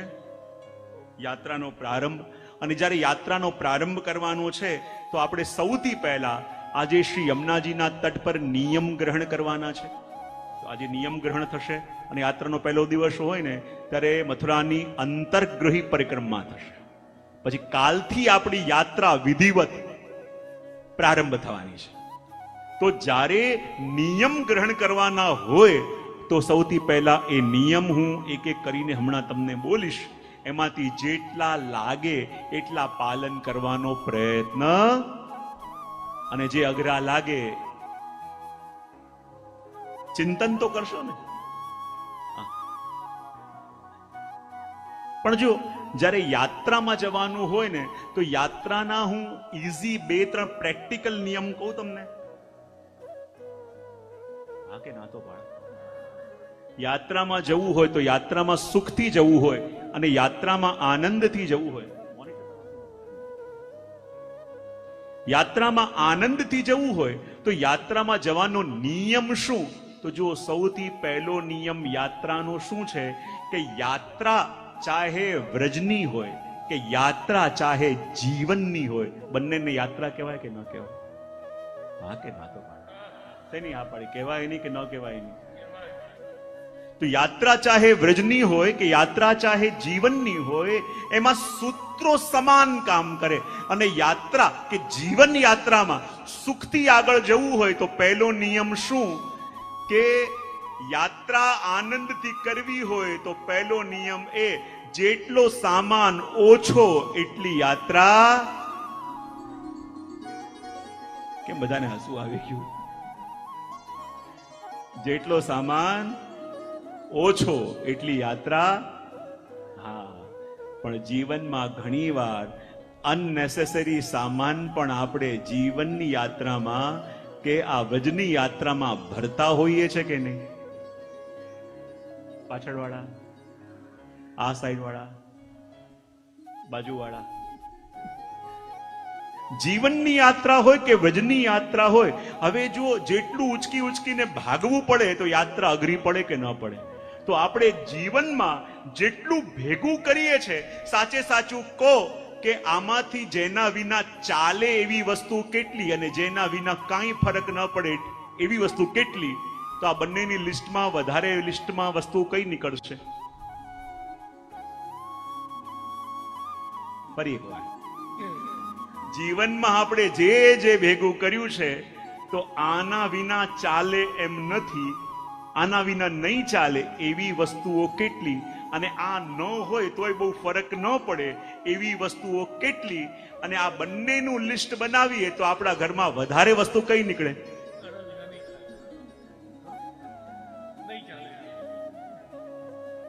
ચાલે એમ હોય, ન હોય તોય ફરક ન પડે એવી વસ્તુઓ વધારે ભેગી કરી છે કે નહીં આપણે?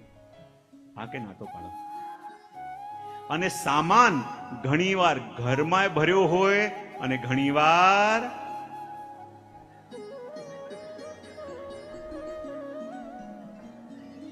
ઘરમાં ભર્યો હોય એ તો દેખાય, પણ અહીંયા ભર્યો હોય એ આપણને ખબર ન પડે, પણ જોડે રહેતા હોય ને બધાને દેખાય. જોડે યાત્રામાં એક પાલમાં રોકાયા હોય ને આપણને ન દેખાય, આપણને લાગે કઈ લઈને નથી આવ્યા, બધાને દેખાય કેટલું ભરીને આવ્યા છે. પેલું નથી આવતું? ઘણીવાર આપણને અનનેસેસરી બોજ ઉચકવાની આદત પડી જાય કે પેલા રાજા રથ લઈને જતા હતા અને પેલો ગરીબ માણસ માથામાં પોટલું લઈને જતો હતો અને રાજા કહે કે આ રથ ખાલી છે, એવું કર, તારે ક્યાં સુધી જવાનું છે? બોલે પેલા નગર સુધી. રાજા કે મારો રથ પણ નગર સુધી જાય છે, એવું કર, રથમાં બેસી જાય. પેલો ગરીબ કે આપ તો રાજા છો, આપના રથમાં કેવી રીતે બેસાય? મારે કેમ કરીને ચડાય? રાજા કે હું કહું છું બેસ. પેલો કે આપના રથમાં મારે કેમ કરીને બેસાય, મારે કેમ કરીને ચડાય? રાજા કે બેસે છે કે નહીં? ધમકાવ્યો તો પેલો પોટલો લઈને બેસી ગયો. રથમાં બેઠો તો ખરા, પણ પોટલું માથે રાખ્યું. રાજા કે આખો રથ ખાલી છે, તને મેં બેસાડી દીધો છે, તો પોટલો બાજુમાં મૂકવાની તારે વાંધો શું છે? પેલો કે ના, પહેલા જ હું બેસીને તમને એટલો શ્રમ આપું છું, તો હવે પોટલો નીચે મૂકીને ભાર નહીં વધારું. રાજા કહે માથે પોટલો લઈને બેઠો છે તો ભાર આવી જ ગયું છે, પોટલો નીચે મૂકવામાં વાંધો શું છે? પણ એ તૈયાર થતો નથી. તો આપણું પણ એવું છે, વ્રજમાં પોટલા લઈને પહોંચી તો જઈએ છે, પણ એ નીચે મૂકતા તો સામાન જોડે હોય કે સામાન માથે હોય, એ બંને આપણને હેરાન કરે છે. અને જીવનની યાત્રા હોય કે વ્રજની યાત્રા હોય, બંનેમાં બીજો નિયમ શું લાગુ પડે કે યાત્રામાં તો રોજ ઘણીવાર 12 કિલોમીટર, ઘણીવાર 13 કિલોમીટર ચાલવાનું હોય અને જરાક મોડા પડ્યા તો તડકો થઈ જાય. તો યાત્રાનો બીજો નિયમ એ છે કે જેણે દૂર જવાનું હોય એને વહેલા જાગવું. ફરી એક વાર બોલી જાઓ. જેણે દૂર જવાનું હોય એને વહેલા જાગવું. જો જીવનની યાત્રા હોય કે વ્રજની યાત્રા હોય, વ્રજની યાત્રામાં પણ મોડા જાગ્યા અને પછી ચાલતા જાઓ, તડકો થઈ ગયો હોય તો પછી પગ બળે કે ન બળે? અને એવી રીતે જીવનની યાત્રામાં પણ 30 વર્ષ થયા, 40 થયા, 50 થયા, 60 થયા, 70 થયા, પણ હજી કરવા જેવું છે એ કરી શકતા નથી, તો માનવાનું હજી સૂતા છે. જીવનની યાત્રા લાંબી છે અને લાંબી યાત્રામાં જવું છે તો જેટલા વહેલા જાગીએ એટલું જલ્દી. અને ત્રીજો નિયમ પ્રેક્ટિકલ યાત્રાનો એ છે કે જે રસ્તે જવાનું ન હોય એ રસ્તાની ઇન્ક્વાયરી કરવામાં ટાઈમ બગાડવો. પછી એ વ્રજની યાત્રા હોય કે જીવનની યાત્રામાં પણ જે રસ્તે આપણે કોઈ લેવા દેવા ન હોય એની ઇન્ક્વાયરી કરવામાં પણ જીવનનો ટાઈમ વ્યર્થ બગાડીએ છે કે નહીં? હા કે ના તો પાડો. જે વિષય સાથે આપણે કોઈ લેવા દેવા ન હોય તોય આપણે સમય બગાડીએ છે કે નહીં? હા કે ના તો પાડો. તો જે રસ્તે આપણે જવાનું ન હોય એ રસ્તાની પૂછવામાં શું વાંધો, જાણવામાં શું વાંધો? જે રસ્તે જવાનું ન હોય એની ઇન્ક્વાયરી કરવામાં ટાઈમ બગાડવો. કેવું સરસ સમજાઈ ગયું તમને. અને જીવનની યાત્રા અને વ્રજની યાત્રા, જુઓ આ વ્રજની યાત્રા પણ જેમ જેમ ચાલશે ને એમ એમ આપણને જીવનની યાત્રામાં પણ કેવી રીતે રહેવું એ પણ સમજાશે. આ જીવનની યાત્રા જેમ ફૂલ ઓફ સરપ્રાઇઝીસ હોય ને એમ વ્રજની યાત્રા પણ ફૂલ ઓફ, ક્યારે વરસાદ આવે ને ક્યારે તડકો પડે ને ક્યારે આંધી આવે ને ક્યારે પાલ ઉડી જાય, કોઈ ગેરંટી નહીં. તો આ જીવનની યાત્રા જેમ ફૂલ ઓફ સરપ્રાઇઝીસ છે એમ વ્રજની યાત્રા પણ ફૂલ ઓફ સરપ્રાઇઝીસ છે. અને જેમ જેમ આ જીવનની યાત્રા આગળ ચાલશે ને એમ એમ આપણને એક એક સરપ્રાઇઝનો અનુભવ થશે અને એમાં કેવી રીતે રહેવું એ આપણે ઉપાય પણ જાણીશું. જ્યાં જ્યાં યાત્રા રોકાવાની હશે ને ત્યાં બધા ભેગા મળીને બે ઘડી સત્સંગ પણ કરીશું. પછી યાત્રા પાછી આગળ ચાલશે. તો હવે આપણે બધા આવી ગયા છીએ વિશ્રામ ઘાટે. ક્યાં? અને વિશ્રામ ઘાટે આવ્યા છીએ અને અહીંયા આપણે નિયમ ગ્રહણ કરવાનો છે. પહેલા ખાલી હું નિયમો બધા બોલી જઈશ, એ આપણે સાંભળવાના છે, સમજવાના છે. અને પછી આંખો બંધ કરી શ્રી યમુનાજીનું સ્મરણ કરી આ 7 દિવસ દરમિયાન અમે આ નિયમો મનથી પાલન કરવાનો પ્રયત્ન કરીશું એવો સંકલ્પ કરવાનો છે. અને એવો સંકલ્પ કરીને આપણે આ યાત્રામાં આગળ વધવાનું છે. તો યાત્રાનો પહેલો નિયમ શું છે? તો કહે છે કે યાત્રા દરમિયાન સત્ય અને મધુર બોલવાનો પ્રયત્ન છે. અઘરું છતાં ટ્રાય બોલો તો ખરા. પહેલો નિયમ શું છે? સત્ય. અને જો સત્ય પણ કેવું બોલવું જોઈએ જે સામે વાળાને મધુર લાગે, સાંભળવું ગમે, સાંભળીને એને ખોટું ન લાગે એવું સત્ય બોલવું જોઈએ. ઘણી વાર કે ના મારે તો હું સત્ય કહી દઉં, સત્ય કહી દઉં, પણ જેવું સત્ય, જેટલી ઇન્ટેન્સિટીનું સત્ય આપણે સાંભળી શકતા હોઈએ એટલું જ બીજાને કહેવું. અને આ દુનિયાની અંદર અધિકતર સમસ્યા થાય છે ને એ 10% સમસ્યા જ એવી છે જે આપણી વાતથી થાય છે અને એમાંથી 90% સમસ્યા એવી છે જે આપણા બોલવાના ટોનથી થાય છે. 10% સમસ્યા થાય આપણે શું કીધું અને 90% સમસ્યા શેનાથી થાય? કેવા ટોનથી કીધું. એક જ વાક્ય છે, તમે કોઈને એમ કહી શકો કે જેનાથી એને લાગે કે મારો હિતેચ્છુ છે, કે જો મને એક પોતાનો આત્મીય જાણી અને પરિવારના લોકો મને જેમ સજેસ્ટ કરે એવી રીતે કરે છે. અને એક જ એ જ સેન્ટેન્સ તમે કોઈને ઇન્સલ્ટ કે હર્ટ કરતા હો એવી રીતે પણ કહેવાય કે ન કહેવાય? એક જ વાક્ય છે, તમે કોઈને કેવી રીતે કહો છો ને એને આધારે આપણી યાત્રા મધુર રહેવાની છે કે યાત્રામાં સમસ્યા આવવાની છે નક્કી થઈ જાય. માટે યાત્રાનો પહેલો નિયમ એ કે યાત્રા દરમિયાન સત્ય અને મધુર બોલવાનો ક્રમ રાખીશું. આ બધા બોલી જાઓ એક સાથે. યાત્રા દરમિયાન સત્ય પણ કેવું? હા, સત્ય અને મધુર બોલવાનો ક્રમ રાખીશું. બીજો નિયમ છે, એક તો અપશબ્દો એટલે કે કોઈને પીડા થાય, આપણા થકી કોઈને હર્ટ થાય એવા શબ્દો આ યાત્રા દરમિયાન બોલીશું.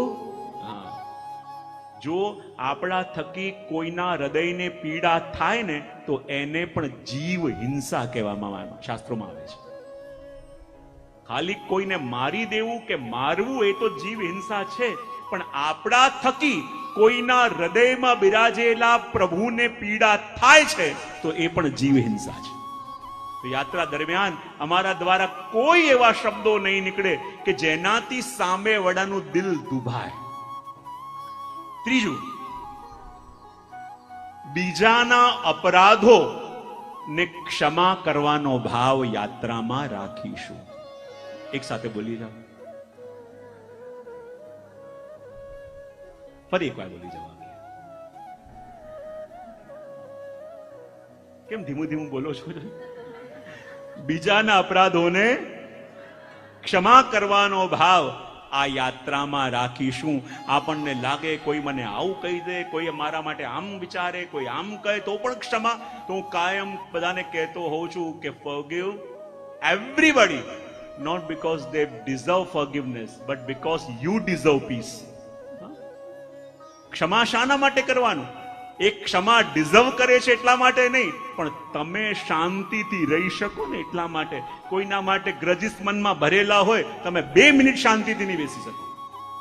માટે યાત્રા દરમિયાન ક્ષમા ભાવ રાખવાનો. કારણ કે યાત્રા કોને કહેવાય? જેમાં ક્યારે પણ ધાર્યું ઉતરે.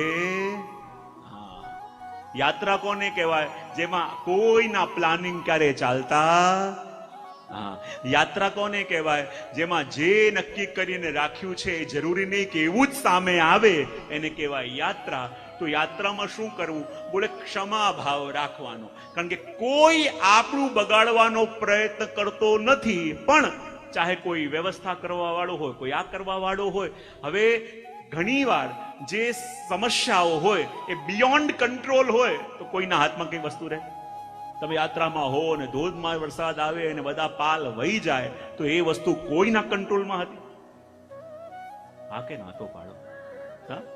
ત્યારે એ વખતે ક્ષમા ભાવ રાખીને, મોટું મન રાખીને પણ એ વસ્તુને પાર કરવી. પછી આગળ કહ્યું કે કામ, ક્રોધ, મોહ, મદ, મત્સરથી દૂર રહેવું.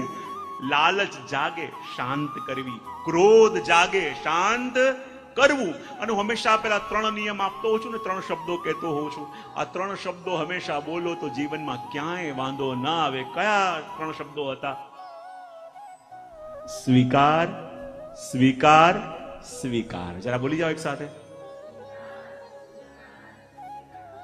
બધાનો અવાજ એક સાથે આવતો નથી. ભાવથી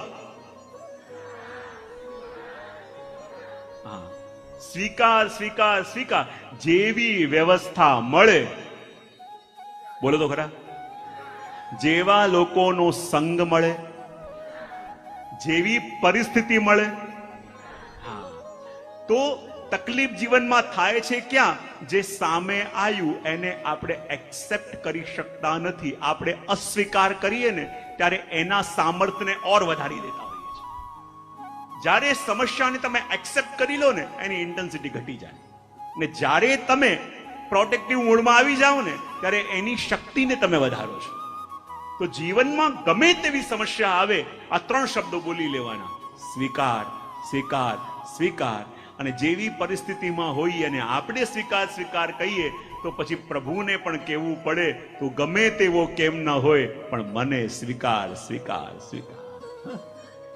પ્રભુનું આપેલું આપણે સ્વીકાર કરીએ તો આપણે જેવા છીએ એવા આપણને પ્રભુ સ્વીકાર કરે. यदि પ્રભુનું આપેલું સ્વીકાર ન કરી શકીએ તો પ્રભુ આપણને સ્વીકાર કેવી રીતે કરે? તો આગળ કહ્યું કામ, ક્રોધ, મોહ, મદ, મત્સરથી દૂર રહેવું. પછી 5મો નિયમ કયો? શુદ્ધ અને પવિત્ર આચાર વિચાર પાળવા. શું કહ્યું? જો આપણે આ 7 દિવસની યાત્રામાં જઈ રહ્યા છીએ ને તો 7 દિવસ માટે કોઈ એક નિયમ એવો લો કે જે ખોટી આદત આપણને હોય, કમથી કમ આ 7 દિવસ આપણે નહીં કરીએ. આપણો એવો કંઈક સ્વભાવ કોઈને નડતો હોય એ વસ્તુ નહીં કરીએ. 7 દિવસ લો, આગળનું પ્રભુને છોડી દો. કારણ ઘણી વાર મોટી વસ્તુ આવે તો આપણે પછી બહુ ઢીલા પડી જઈએ. કમથી કમ 7 દિવસ એવી જે ખોટી આદત છે, આ 7 દિવસ હું નહીં કરું. અને 7 દિવસ માટે કોઈ એક ઉત્તમ નિયમ લો. એક પાઠનો કોઈ નિયમ લઈ લો કે હું જે રોજ કરું છું એમાં 7 દિવસ કમથી કમ આ એક એક્સ્ટ્રા પાઠ, આ એક એક્સ્ટ્રા માલા હું રોજ કરીશ. ઉત્તમ નિયમ લેશો, દીવાસળી અને દીવો પ્રગટાવશો તો આપોઆપ અંધારું દૂર થવા લાગશે. ખાલી અંધારાથી લડતા રહેશો તો અંધારાથી લડવાથી અંધકાર દૂર થતો નથી. એક શુભત્વનો દીવો પ્રગટાવશો તો આપોઆપ અંધારું દૂર થશે. અને એટલા માટે આગળ કહ્યું કે શુદ્ધ પવિત્ર આચાર વિચારનું પાળવું. જો આ બધા નિયમ સાંભળી લેજો અને પછી યમુનાજી હાથમાં લઈ યમુનાજીનું સ્મરણ કરી આપણે નિયમ ગ્રહણ કરવાનો છે. બરાબર? જે બી શુભ વિચાર તમારા મનમાં આવ્યો 7 દિવસ માટે, કોઈ એક પાઠ, કોઈ એક વિશેષ માળા, કોઈ એક મંત્ર કે આ 7 દિવસ સુધી આનો હું જપ કરીશ, 7 દિવસ સુધી આ એક વસ્તુ જે મારા માટે ઉત્તમ નથી હું નહીં ખાઉં, 7 દિવસ સુધી આ એક ઉત્તમ વસ્તુ મારે કરવા જેવી છે હું કરીશ. આગળ કહ્યું કે દુઃખ અને કષ્ટ ધીરજથી સહન કરવા. શું કહ્યું? ફરી વાર જરા ભાવથી. હા, ધીરજથી શબ્દ કેમ મૂક્યો છે આની અંદર?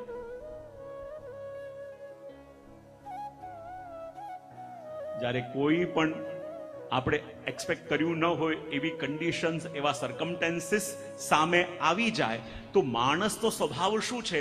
યા તો એકદમ સ્ટ્રેસ થઈ જાય, યા એકદમ એન્ઝાયટી આવી જાય, યા ડિપ્રેસ થઈ જાય. હા કે ના? તો કહેવાય કે જે સમસ્યા સામે આવી છે ને, તરત રિએક્ટ કરવાનું નહીં. કારણ કે સમસ્યા એક જ હોય છે, પણ દરેકનું રિએક્શન એ સમસ્યા છે કે સોલ્યુશન છે એ નિર્ધારિત કરે છે. એક જ સમસ્યાની અંદર એક વ્યક્તિ તૂટેલો પડ્યો હોય ને એ સમસ્યામાં, સેમ સમસ્યામાં બીજો વ્યક્તિ આનંદમાં હોય, એ સંભવ છે કે નહીં? તો સમસ્યા માણસને હેરાન નથી કરતી, તમે એ સમસ્યાની સામે કેવી રીતે રિસ્પોન્ડ કરો છો એને આધારે માણસનું જીવન નક્કી થાય છે. અને એટલા માટે દુઃખ કે કષ્ટ આવે ને, ધૈર્ય રાખવાનું. જો જ્યારે સમુદ્રના લહેર ઊંચા ઉછળીને આવે ને ત્યારે શું કરવાનું? ચૂપચાપ નીચે બેસી જવાનું. તો એ લહેરો તમારી ઉપર થઈને પાછી નીકળી જાય અને ત્યાં તમે લડવા જાઓ તો લહેરો તમને ફેંકી દે. જીવનમાં જ્યારે જ્યારે પણ એવી સમસ્યા હોય ને ત્યારે ધૈર્ય રાખવાનું. અને ધૈર્ય રાખવાનું શું? પેલું વાક્ય છે ને કે જ્યારે અકબરે બિરબલને પૂછ્યું હતું કે એવી કઈ વસ્તુ છે કે જે માણસ સુખમાં યાદ કરે તો બહુ છકી ન જાય અને દુઃખમાં યાદ કરે તો બહુ તૂટી ન જાય, એવું કયું વાક્ય છે? ત્યારે બિરબલ કહ્યા એક વાક્ય, યદિ વ્યક્તિ સુખમાં યાદ કરે તો છકે નહીં અને દુઃખમાં યાદ કરે તો તૂટે નહીં. બોલે કયું વાક્ય? તો બિરબલે કહ્યું કે આ જ વાક્ય દોહરાતા રહેવાનું કે આ સમય પણ રહેવાનો નથી. કયું વાક્ય? બહુ સુખ હોય, બહુ સમૃદ્ધિ હોય, બધા પાસા સીધા પડતા હોય તો માણસનું મન છકી જાય, એમાં કોઈ આશ્ચર્ય નથી. પણ આ વાક્ય બોલતો રહે કે આ સમય પણ રહેવાનો, તો જે મોકો મળ્યો છે એનો ઉત્તમ ઉપયોગ કરીશ, એનો ઉત્તમ યુઝ કરીશ તો જીવન મારું સુધરશે. અને ગમે તેવી પીડા કે ગમે તેવું દુઃખ આવે ત્યારે પણ આ જ વાક્ય કે આ સમય પણ રહેવાનો. હા, તો ગમે તેવું દુઃખ કે પીડા હોય ને એમાંથી પણ એ બહાર નીકળી જાય. જેમ રાત છે તો દિવસ છે અને દિવસ છે તો રાત છે, એ નિયતિનું નિયમ છે. અને એ જ રીતે અહીંયા આગળ કહ્યું કે દરરોજ સવારે ઉઠીને વ્રજભૂમિને દંડવત કરી, શુદ્ધ થઈ સ્નાન કરી પછી યાત્રાનો પ્રારંભ કરીશું. કયો નિયમ લીધો? રોજ સવારે ઉઠી પહેલા વ્રજભૂમિને દંડવત કરી, સ્નાન કરી, શુદ્ધ થઈ અને પછી યાત્રાનો પ્રારંભ કરીશું, એ નિયમ લીધો. પછી આગળ કહ્યું કે બને તો ખુલ્લા પગે ચાલીને જ યાત્રા. હા, જેને બહુ સમસ્યા હોય ને બહુ તકલીફ હોય તો પેલી કલતાનની સપાટ આવે છે ને, હા કે ના? કલતાનની સપાટ પહેરીને જેને પીડા હોય, શુગર હોય, ડાયાબિટીસ હોય ને કાંકરી વાગે પીડા ન થાય એવું હોય તો એ કલતાનની સપાટ પહેરીને કરી શકે. પણ પ્રયત્ન એ કરવો કે જ્યાં જ્યાં સંભવ હોય ત્યાં ખુલ્લા ચરણારવિંદથી ચાલીને યાત્રા કરવી. બીજું કહ્યું કે યાત્રા દરમિયાન કોઈ પણ ચામડાની વસ્તુ યુઝ કરવી, લેધરની કોઈ વસ્તુ આપણી પાસે ન હોય એની કાળજી રાખવાની, કારણ કે આ યાત્રા કરવા માટે આપણે આવ્યા છે અને યાત્રામાં એવી કોઈ વસ્તુ આપણે યુઝ ન થાય. બીજી વસ્તુ કહી કે વજમાં જ્યારે જઈએ ત્યારે વજના વૃક્ષોની ડાળી, પાન કે ફૂલ પોતાના શોખ માટે તોડવા. શું કહ્યું? વજમાં જ્યારે જઈએ તો પોતાના શોખ માટે ચાલતા ચાલે કેટલું સરસ ફૂલ છે, તોડી લીધું. વજની ડાલીઓ, વજના વૃક્ષોના પાન કે ફૂલ પણ તોડવા નહીં. અને અહીંયા સુધી કે જ્યારે જ્યારે યાત્રામાં જતા હોય ઘણી વાર અને જતીપુરામાં જાય, ઘણા શ્રી ગિરિરાજજીના સ્વરૂપો ઉપાડીને લઈ આવતા હોય. આપણને ખબર નથી હોતી ગિરિરાજ બાવા તો પ્રગટ બિરાજે છે, પ્રગટ. અને ઘણી વાર યાત્રાઓમાં એટલી એનાઉન્સમેન્ટ કરે તો પણ લોકો ચાલતા ગયા હોય અને ગિરિરાજજી ત્યાંથી ઉચકીને આજ્ઞા વિના લઈ આવે અને એવો વરસાદ આવે કે યાત્રામાં માઇકમાં એનાઉન્સમેન્ટ કરવી પડે છે કે જે પણ પધરાઈને લઈ ગયા હોય આજ્ઞા વિના એ પાછા પધરાઈને લઈ આવો. મને હમણાં જ જતીપુરામાં જ્યારે ભાગવત હતું અને ભાગવત કરતા હતા ત્યાં જ ગિરિરાજજીના જ એક બેઠકજીના મુખિયાજી, એવો વરસાદ એ દિવસે, એવો ધોધમાર વરસાદ હતો અને ત્યાં મને લેવા માટે આવી ગયા અને કે જે આજે આપે પધારવું પડશે. મેં તું ક્યાં પધારવું પડશે? બોલે આ બેઠકજી. મેં તું કેવો વરસાદ છે અને આજે એક કથા પછી ત્યાં એક કાર્યક્રમ છે, મારે ત્યાંય જવાનું છે. બોલે આપને તો આવું જ પડશે ને, આપને લીધા વિના જવાનું નથી. મેં તું કે આટલો ધોધમાર વરસાદ છે, ત્યાં અંદર ગાડી નહીં જાય તો કેવી રીતે આવીશું? બોલે કઈ પણ હોય, મહાપ્રભુજી મને આજ્ઞા કરી છે કે સાંજની આરતી આપે કરવાની છે. હવે એવી રીતે શબ્દો કયા એટલે અમે પણ ના પાડી શકીએ. હવે ઠીક છે. જ્યારે અમે ને 4-5 વૈષ્ણવ હતા એ જગ્યાએ પહોંચ્યા પછી મને કે જે આપ અંદર પધારો. અને અંદર ગયા તો લાઈટ ગઈ હતી અને એમણે આટલું ગિરિરાજજીનું સ્વરૂપ અમને બતાવ્યું કે જે આપ આ દર્શન કરો.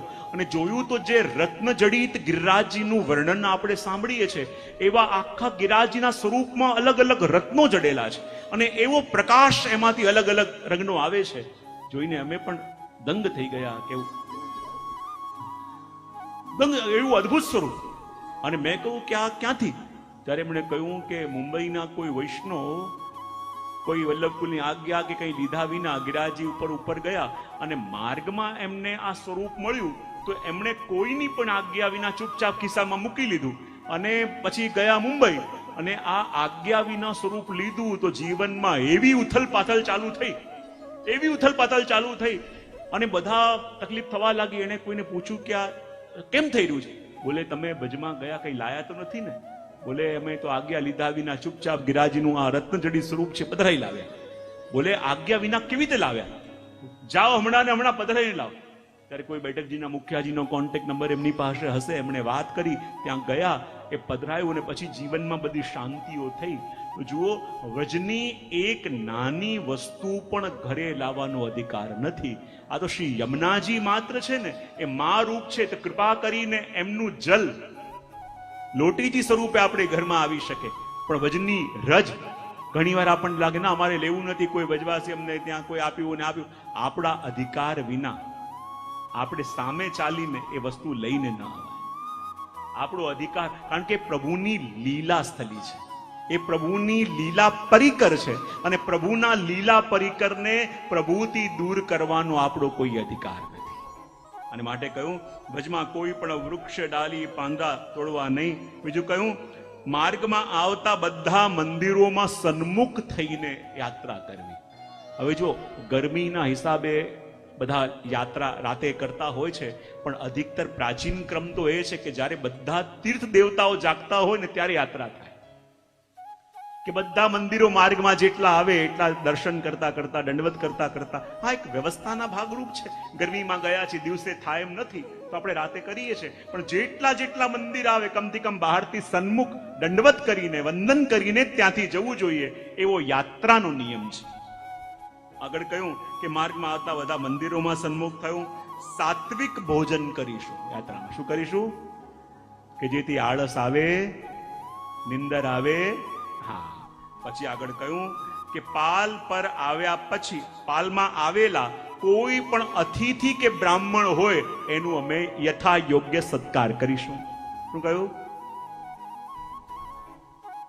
જ્યાં આપણે તીર્થમાં રહેતા હોઈએ, જે પાલમાં રહેતા હોઈએ, ત્યાં કોઈ પણ બજવાસી આવે, કોઈ બ્રાહ્મણ આવે, કોઈ ગોર આપણા આવે તો યથાચિત એનો સત્કાર કરવું જોઈએ. એ યાત્રાનો નિયમ છે. આગળ કહ્યું કે અશુદ્ધ અવસ્થામાં યાત્રા કરવી નહીં. શું કહ્યું? યાત્રા દરમિયાન કદાચ અશુદ્ધિ આવે એવું થઈ જાય તો એટલા દિવસ ત્યાં જ રહી શુદ્ધ થયા પછી આગળ યાત્રા પ્રારંભ કરવી જોઈએ. એવો યાત્રાનો નિયમ છે. આગળ કહ્યું કે યાત્રામાં ચાલતા ચાલતા ભગવદ નામ લેતા રહેવું જોઈએ. શું કહ્યું? યાત્રામાં ચાલતા ચાલતા ભગવદ નામ લેતા રહેવું જોઈએ. અને કઈ ન મળે તો હાથમાં એક ગૌમુખી રાખી લેવાની. બોલે કેમ? ભલે હાથમાં ગૌમુખી રાખીએ, ભગવદ નામ કોઈ લાગે દેખાવાની જરૂર શું છે? બોલે એટલા માટે કે હાથમાં ગૌમુખી જોશે ને તો કોઈ આડી અવડી વાતો નહીં કરે આવી. એ નિયમ લઈ લેવાનો. અને આગળ કહ્યું કે મુકામ ઉપર ગયા પછી નિત્ય એ સ્થાન કે જ્યાં આપણે પહોંચ્યા હોઈએ ત્યાંની લીલાનું બધા વૈષ્ણવો સાથે મળીને અવગાહન કરવા. કે જે ભૂમિ પર આપણે પહોંચ્યા હોઈએ એ ભૂમિનો મહિમા શું છે, એ ભૂમિની દિવ્યતા શું છે, એનો અનુભવ આપણે કરી શકીએ. અને આગળ કહ્યું કે નિયમ પાલન કરવાથી જ આશ્રમ સિદ્ધિ છે. અને જ્યારે આપણે વજમાં જઈએ છીએ તો આપણે વાનપ્રસ્થ આશ્રમ ગ્રહણ કરીએ છીએ. કયું?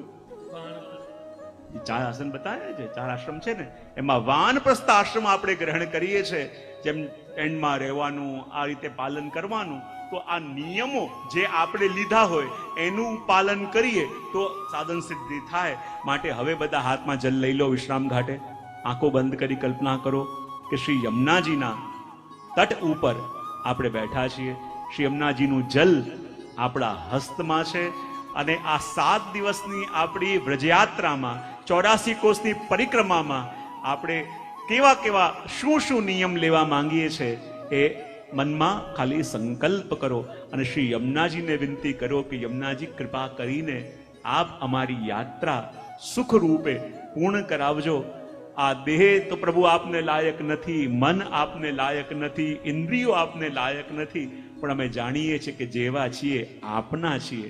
અને આપ અમને પોતાના જાણી આપના આ બ્રજની અંદર અમને આપના પ્રભુના લીલાના દર્શન કરાવો. એ જે વિનંતી આપણે શ્રી યમુનાજીને કરી આ જલ પાછું શ્રી યમુનાજીમાં આપણે પધરાવીએ છીએ. અને જુઓ, યમુનાજીમાં પધરાવીને જલ આપણે જ્યારે અંતર્ગૃહી મથુરાની પરિક્રમા કરીએ ને તો આ વિશ્રામ ઘાટ છે. શું છે? વિશ્રામ ઘાટ છે.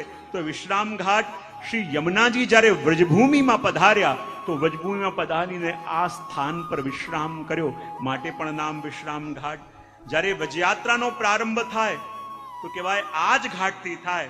અને આ સ્વામીજીની અને શ્રી યમુનાજીની નિકુંજ પણ છે, માટે પણ વિશ્રામ ઘાટ કહેવામાં આવે. કહેવાય કે મથુરામાં કંસને મારીને ભગવાને અહીં વિશ્રામ કર્યો હતો, માટે પણ વિશ્રામ ઘાટ છે. અને જ્યારે ભગવાન મથુરાથી દ્વારિકા પધાર્યા ત્યારે પણ અહીંયા વિશ્રામ કર્યો, માટે આને વિશ્રામ ઘાટ કહેવામાં આવે. અને આ વિશ્રામ ઘાટની જ લીલા છે કે ઠાકોરજીનું માન દૂર કરવા માટે યમુનાજી મુગુટ કાચરીના શૃંગાર ધરીને પધાર્યા હતા. તો આ વિશ્રામ ઘાટની લીલા છે. તો આપણે વિશ્રામ ઘાટે શ્રી યમુનાજીને વિનંતી કરીએ કે યમુનાજી આપ કૃપા કરો કે અમને વ્રજમાં પ્રવેશ મળે. કારણ કે જ્યાં સુધી યમુનાજી કૃપા ન કરે વ્રજમાં જવાનો અવસર આવે નહીં. અને જો યમુનાજી કેટલા સ્વરૂપ ધરીને અહીંયા પધાર્યા છે અને આપણે યમુનાજીને વિનંતી કરીએ. એવા ઘણા લોકોને હું જાણું છું વર્ષોથી પ્રયત્ન કરે છે કે વ્રજમાં જવું છે, દર વર્ષે ટિકિટ પણ લે, પણ છેલ્લી ઘડી એવો કામ આવી જાય કે ટિકિટ કેન્સલ કરાવવી પડે. અને કેટલાક લોકો એવા કોઈ પ્લાનિંગ ન હોય અને પહોંચી જાય. તો આ વ્રજની ભૂમિ એવી છે જ્યાં આપણી ઈચ્છાથી ન જવાય, ત્યાં તો એ જ જઈ શકે જેને શ્રી યમુનાજીએ બોલાવ્યા હોય. અને એટલે જ્યારે વૈષ્ણવ વ્રજયાત્રા કરીને આવે તો આજે પણ સૌરાષ્ટ્રમાં પેલા ક્રમ હતો કે યમુનાજીના લોટીજી પધરાઈને આવે અને આખું ગામની બહાર એનું સામયું કરવા માટે જાય. કારણ કે આ પોતાની રીતે જઈને નથી આવ્યો, પણ યમુનાજીનો મહેમાન બનીને ગયો હતો. અને જ્યારે યમુનાજીના લોટીજી લઈને આવે અને એનું સ્વાગત કરે, અને એટલા માટે તો આજે પણ જ્યારે જ્યારે વ્રજમાં જવાનો અવસર આવે ત્યારે ભક્તો કહે ને કે આ તો યમુનાજીના નોતરા આવ્યા છે, કે આપણને શ્રી યમુનાજીએ વ્રજમાં બોલાવ્યા છે. તો આપણે પણ યમુનાજીને વિનંતી કરીએ કે એવી કૃપા કરો કે અમને પણ પ્રવેશ વ્રજમાં મળે. અને એટલે તો ભક્તો ગાય છે અને કહે છે, આવ્યા શ્રી યમુનાજીના નોતરાને મારે જાવું છે બ્રજ પરદેશ રે, આજ કોઈ રોકો નહીં. યમુનાજીના નોતરાને મારે જાઉં વ્રજ પરદેશ રે, આજ કોઈ રોકો નહીં. આવ્યા શ્રી યમુનાજીના નોતરાને મારે જાવું છે બ્રજ પરદેશ રે, આજ કોઈ રોકો નહીં. શ્રી યમુનાજીના નોતરાને મારે જાઉં પરદેશ રે, આજ કોઈ રોકો નહીં. વ્રજભૂમિ છે ટુકડીને કોઈ લેતા શીખ પુરાણે ઘાટ રે, આજ કોઈ રોકો નહીં. બ્રજભૂમિ છે ટુકડી કાંઈ છેટા શ્રી ભગવાન ઘાટ રે, આજ કોઈ રોકો નહીં. જય હો શ્રી યમુને.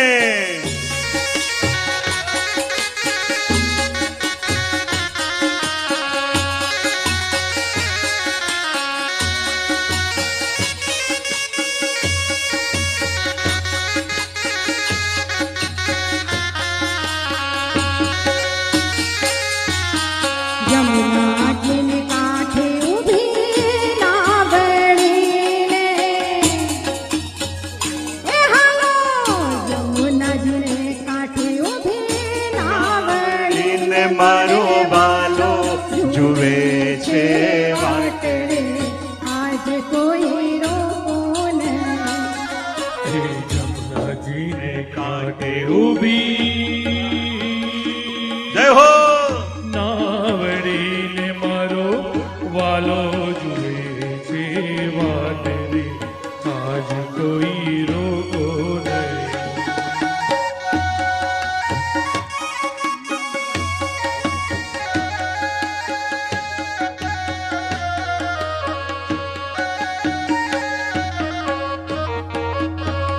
જય હો.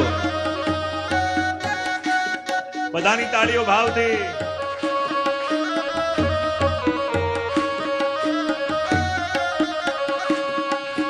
નાવમાં બેસી અમે ચાલ્યા, નાવમાં બેસી અમે ચાલ્યા ને કોઈ પહોંચ્યા શીખ પુરાણી ઘાટ રે, આજ કોઈ રોકો નહીં. નાવમાં બેસીને અમે ચાલ્યા ને કાંઈ પહોંચ્યા શ્રી, હે કાંઈ પહોંચ્યા શ્રી ઠકોરાની ઘાટ રે, આજ કોઈ રોકો નહીં. આવ્યા શ્રી યમુનાજીના નોતરાને મારે જાવું છે બ્રજ પરદેશ રે, આજ કોઈ રોકો નહીં. જય હો શ્રી યમુને.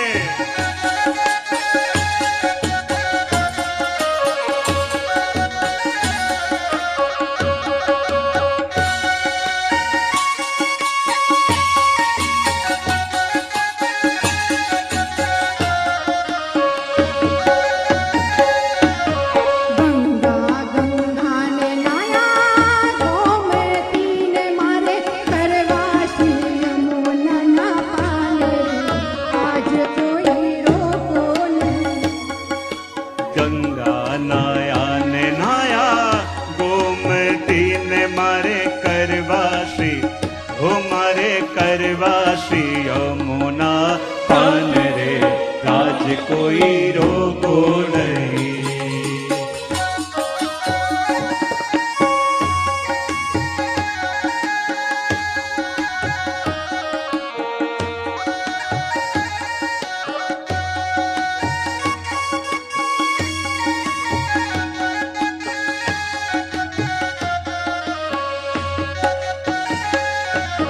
नाव में बैसी हमें आविया, नाव में बैसी हमें आविया ने कहीं पहुँचा श्री विश्राम घाट रे, आज कोई रोको नहीं। बेसी ने हमें आविया ने कहीं पहुँचा श्री, हे कहीं पहुँचा श्री विश्राम घाट रे, आज कोई रोको नहीं। આવ્યા શ્રી યમુનાજીના નોતેરા ને મારે જાવું છે બ્રજ પરદેશ રે, આજ કોઈ રોકો નહીં। શ્રી યમુનાજીના નોતરા ને મારે જાવું શ્રી, હે મારે જાવું શ્રી બ્રજ પરદેશ રે, આજ કોઈ રોકો નહીં। જય હો।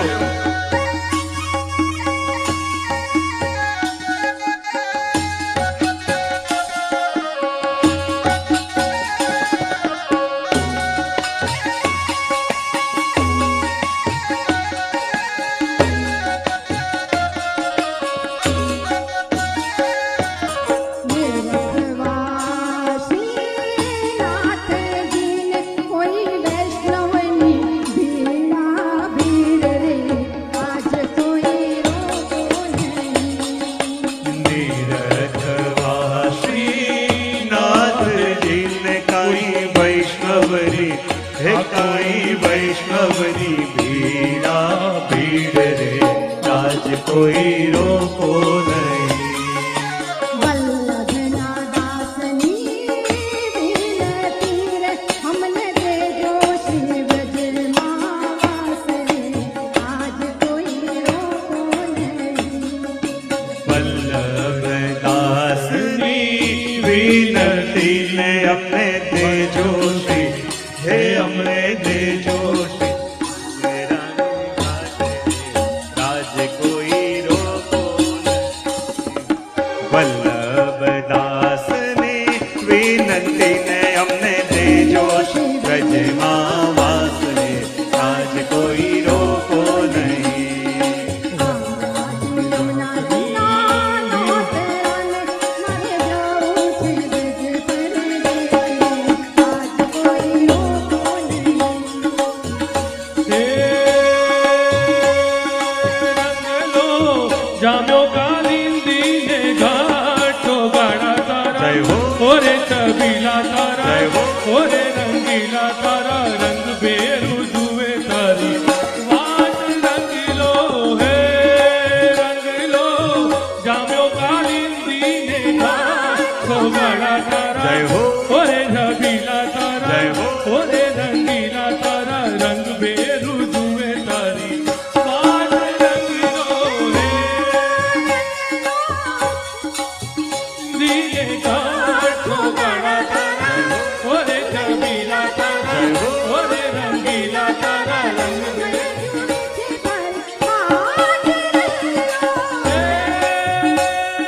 હાલ હાલ હાલ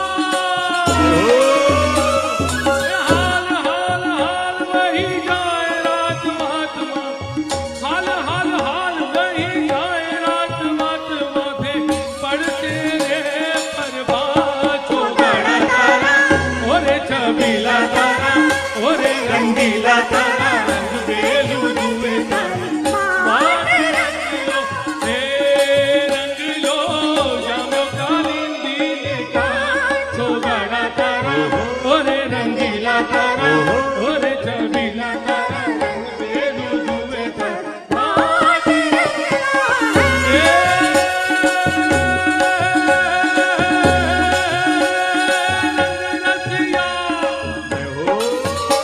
હે રંગ રસિયા તારો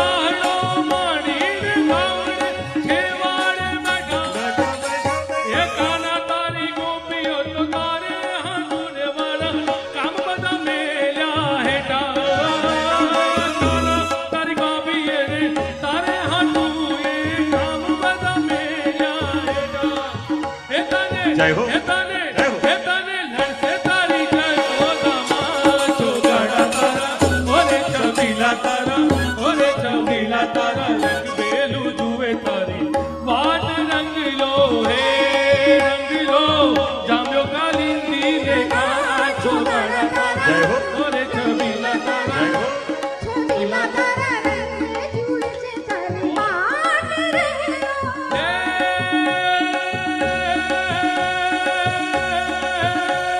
શ્રી યમુને યમુને મહારાણી જય હો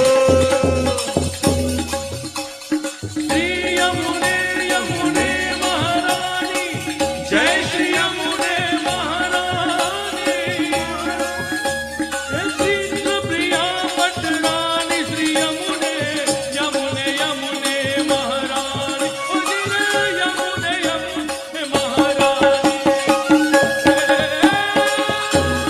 જય હો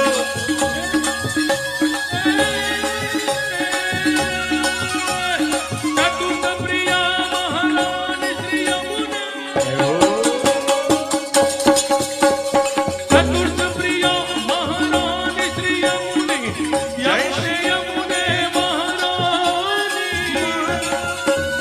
જય જય જય જય જય જય જય જય જય શ્રી યમુને મહારાણી ઓ જય શ્રી યમુને મહારાણી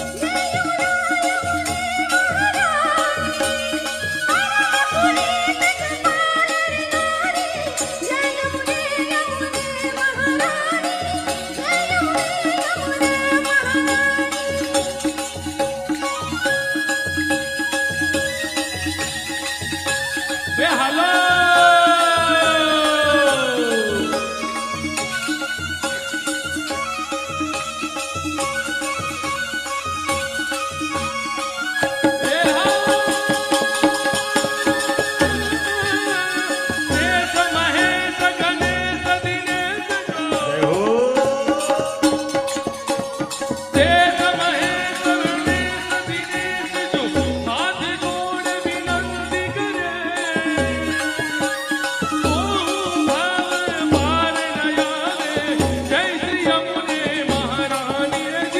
જય શ્રી જય હો